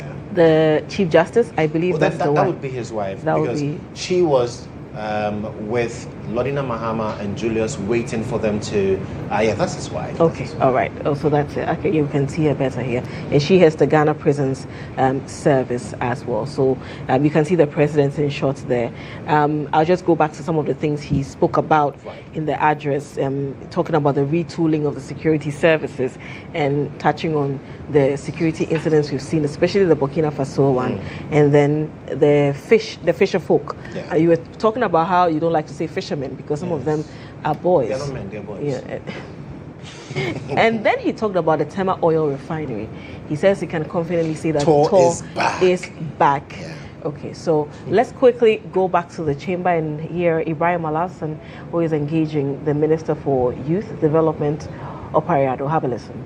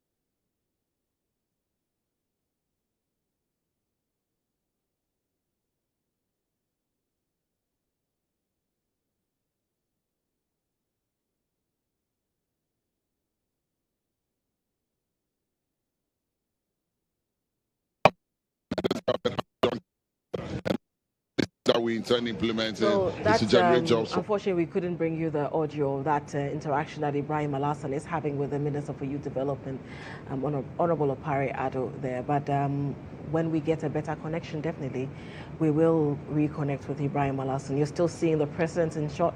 It's now the turn of the vice president, Professor Nana Jane Opoku-Agyeman, to append his signature as well for the records. We'll try one more time, make a third or fourth attempt to reach Ibrahim Alassane. Let's go back to Parliament. That within this past 1 year, we've seen insecurity like never before. He pointed out our fisher folks no longer feel safe to go to the same sea that they've been facing all these years. Our tomato traders no longer feel safe crossing the border to Burkina, same trading they've been involved in for years. That must awaken something very urgent from the part of the president. He failed to mention the fact that he has failed to appoint the defense minister for 7 months. He failed to mention the fact that the OPVs that our Navy needs so urgently to protect our waters are still not before Parliament for us to approve it. It's just lip service. The same line he said on OPVs, he said the same thing in last year's State of the Nation address. And a year on, you keep making promises, we are making processes. How long does it take to bring an agreement for us to OPVs? So clearly it's just rhetoric, no real commitment, and that is seeing a declining security sector. We are seeing leadership crisis. People are dying through recruitment. 6 people died sadly because of leadership failure in our defense sector. Even just today, 1 victim from Kumasi recruitment stampede, who has been unconscious since November 12 last year, has been neglected and had to be airlifted to Accra today. Doesn't that show concern? How does that show neglect? If they were concerned, they would have treated her, and by now she would have been should have been well. It's because of neglect. That is why her condition keeps worsening, and they they even had to be prompted by an individual before they were airlifted here. So the crisis that the absence of defense minister creates is one that should not be downplayed. It undermines our security day in, day out. And considering the geopolitics of our country and sub-region, this is not a time to be toying with such sensitive security decisions. But our farmers are disappointed. They say, has equally cut prices? Well, Ivory Coast, there's no Ivory Coast minister who promised 6,500 per bag to their voters. You promised 6,500 per bag, and the farmers are demanding you to stay true to your promise. You have reneged on that promise, further slashed prices. Now they are making losses. Cocoa farmer is poorer and poorer, and the response from an insensitive government is that Ivory Coast is also reducing. That is incompetence. All right, Honorable Fred, you are live on GHOne TV. Your takeaway from the president's presentation? The takeaway is like the same old story, the same lamenting. Today is the State of the Nation address. Today is not the day of presenting to Ghanaians your budget. It looks like the president is representing the budget. It's like we are standstill. It's quite unfortunate that farmers across the country are suffering, and we are not heeding to their plea and their concern. And making the argument, please forget that Africa had 2 different types of cocoa, and the main one that Ghana does, the price has been increased. So you see, don't try to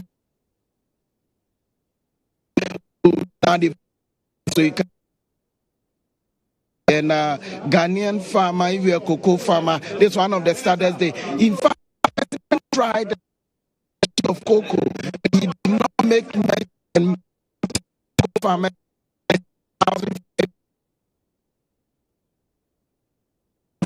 Was that not based on the prevailing market or the international? They knew that the cocoa prices can fluctuate. If the government knew that cocoa prices can fluctuate, you can't promise them MPP is cheating, and when we come, we are going to give you 6,500 or 6,000. That means you are telling Ghanaians you don't know about governance? My friend, please.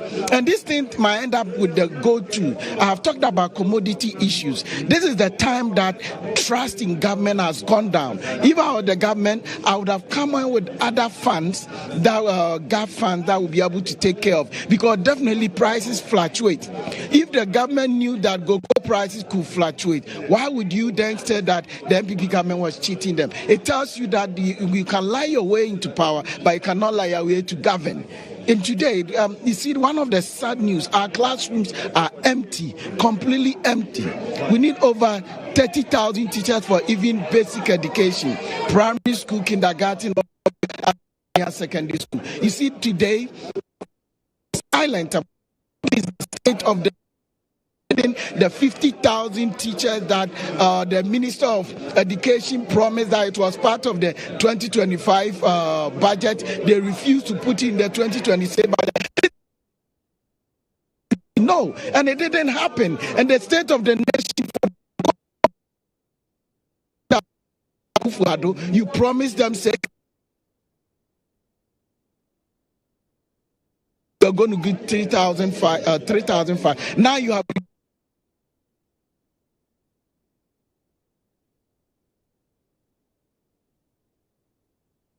Let me briefly engage Mama Pat before I go to Yendi.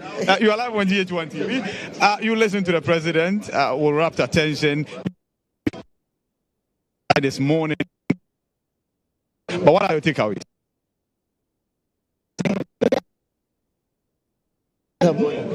For what they are going, because I, as an ordinary cocoa farmer, will be looking at. We know that during the era of Nana-Addo Dankwa Akufo-Addo, cocoa price rose 3,500. Even in the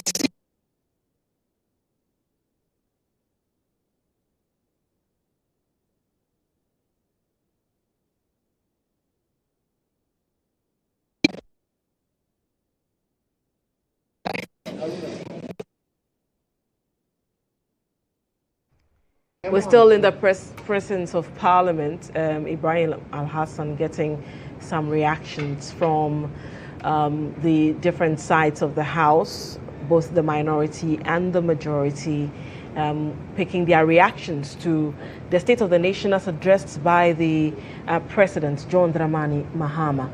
And we've heard largely from the minority group members who say that, look, largely things are in a very difficult situation for most Ghanaians, and the government has been mainly about rhetorics and less about action, and they're asking the government to move into act more rather than complain.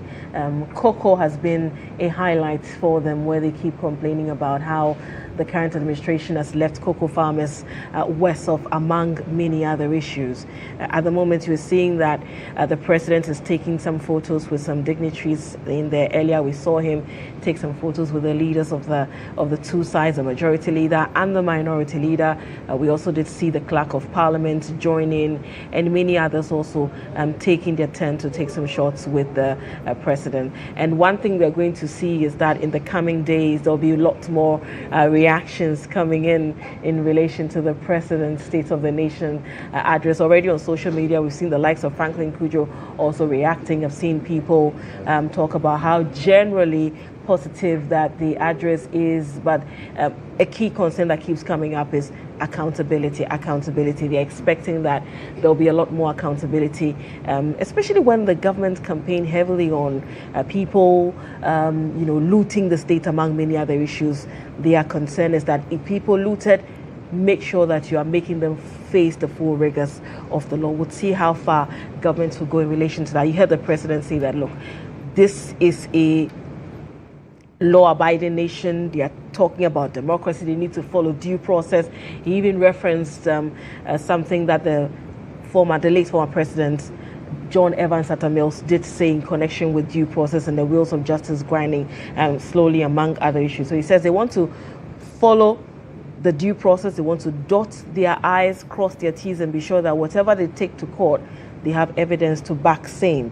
Earlier, the president also spoke about Tema Oil Refinery, coming back into operation. He says, I can confidently say that TOR is back in operation. I've seen people commending the TOR boss, Edmund Combat, for his works, as well as the president and many others who have played a role in relation to this issue.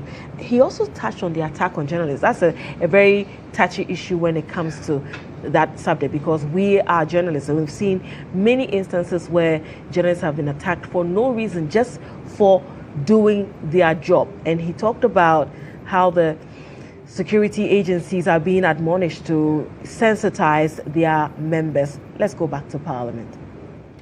Literally, it will be delivered. And when it's delivered, it is one of the biggest legacy as NDC we can leave for the people of Yendi. And so all in all,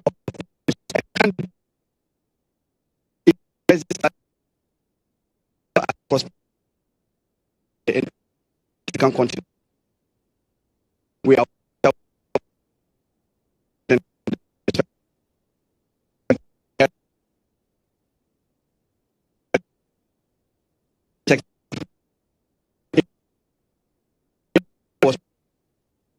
today we moved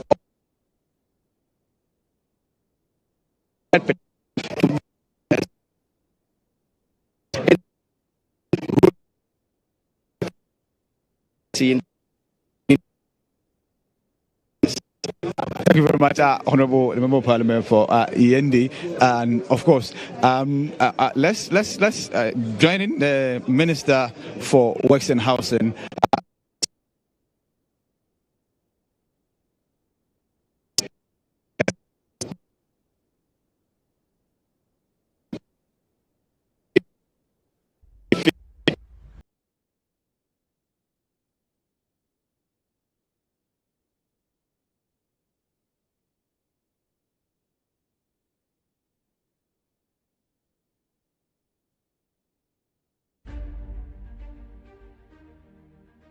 Still in Parliament, bringing you highlights of what happened today, and we apologize for the poor connection, but we'll make sure that we rectify that to be able to bring you some reactions from the MPs on the majority and minority side, even though we've heard from their leadership, so we have a very fair idea of where they stand when it comes to the State of the Nation address delivered by President John Dramani Mahama. In about 2 hours, 20 minutes, he spoke at length on what he's been able to achieve, at least in his first year in office as president of the land, given a chronicle of exactly his achievements and what to expect. But clearly, like Nat talked about before we had to interrupt and go to Parliament, he talked about the safety of journalists. And anytime the GJ president talks about safety of journalists and calls on the president, he calls on him to remember that he's also a member of the association, of the fraternity. And the president admits to that and says, yes, indeed, he is a member of the Journalist Association. And so when issues of the safety of journalists comes to the fore, he is particularly worried, and he's also touched on the fact that, well, it would not be under his watch that we would be seeing an escalation of this, but then the real question would be, what then would be done?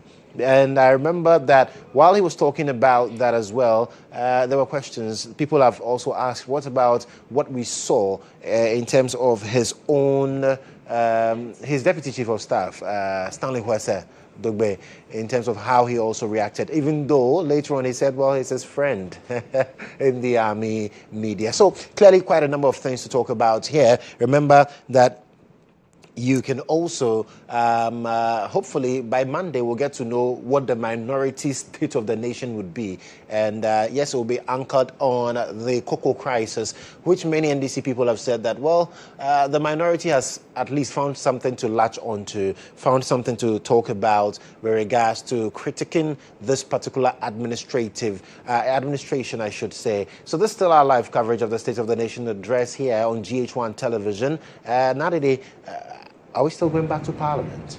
Well, I hope so. There are different reactions coming up on social media, and some are, well, some are interesting. You know, the bit about the Accra International Airport, yes.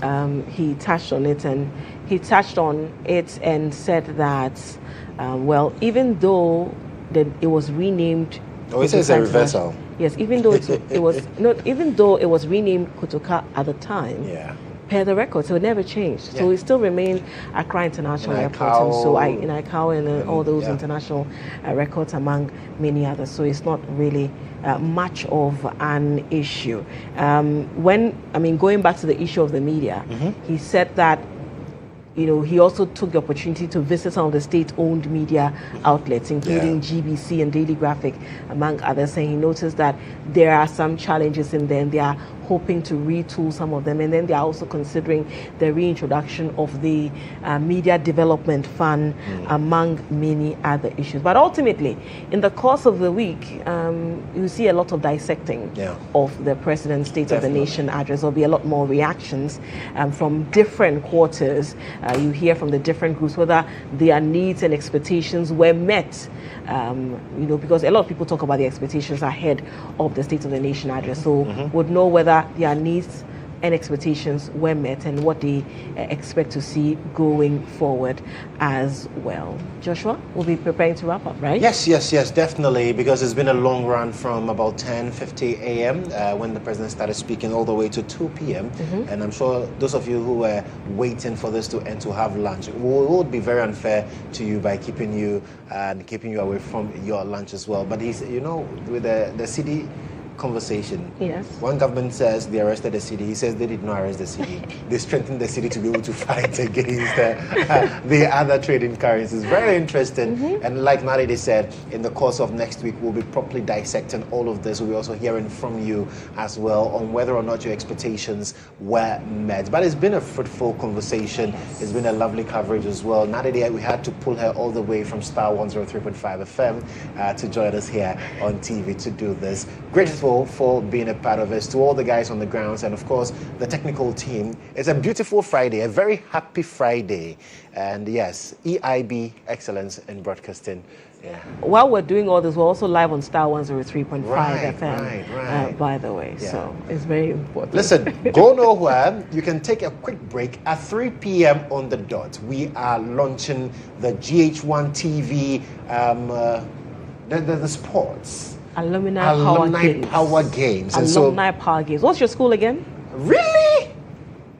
No, it's not. Somebody's watching you for the first time today. No, if you're watching me for the first time, look at me. Look at me and Yeah. give me the school. There's only one school. P.O. Box 97, LG 97, Legon, Accra. Presec Legon. And so, yes, the Blue Magic. I was in Infantimon Girls, and so we are looking forward to the launch of the alumni GHOne LWAC Alumni Power Games. Alumni Power Games. We're doing this. The real event is happening On the 28th. on the 28th of March at the yes. LWAC Sports Stadium, 7 a.m. till you drop. So which competition are you going to partake in? The Oh, Jollof competition? I'm not sure about that. I probably would do Lime and the sack spoon. race. Okay. I probably would do a sprint. I probably You do a would what? do the sprint. And what sprint? Sprinting. You, Nadede. I can sprint, Oh, yes. please. I used to sprint back in secondary school. So I'd either sprint, I'd either do a sack race, or I probably would do a 7-a-side. Hey. I'll try that as well. I'll explore. And I'm looking forward to that punching cracker that will be done by Janepa. Yeah? I'm looking forward to that. I'm looking forward to Inchinchim Band. Yes. They are my favorite band in Yes. Ghana, and Inchinchim will be shimming on the day as well. So all the schools, make sure that registration is open and Yes. it ends on the 21st of March. So from now to the 21st of March, make sure that you're registering your school. Yeah. Get in touch with your year group president. Tell him, hey, we need to go and rep Giddy Giddy because this is where the real rivalry will be happening at the LWAC Sports Stadium. So on the 21st, on the 28th of March, that's when it's happening. But today at We are 3 launching. p.m., the official launch is happening here on GHOne TV. You don't want to miss it because you need to watch and get to know more about it. Grateful for your company. I am Joshua Kujumensa. And I am Nadede Tete. Thank you so The much for your award-winning company. Nadede Yes, the award-winning Nadede Tete. Thank you so much. And then have a wonderful weekend. Enjoy your Friday. Absolutely. Absolutely.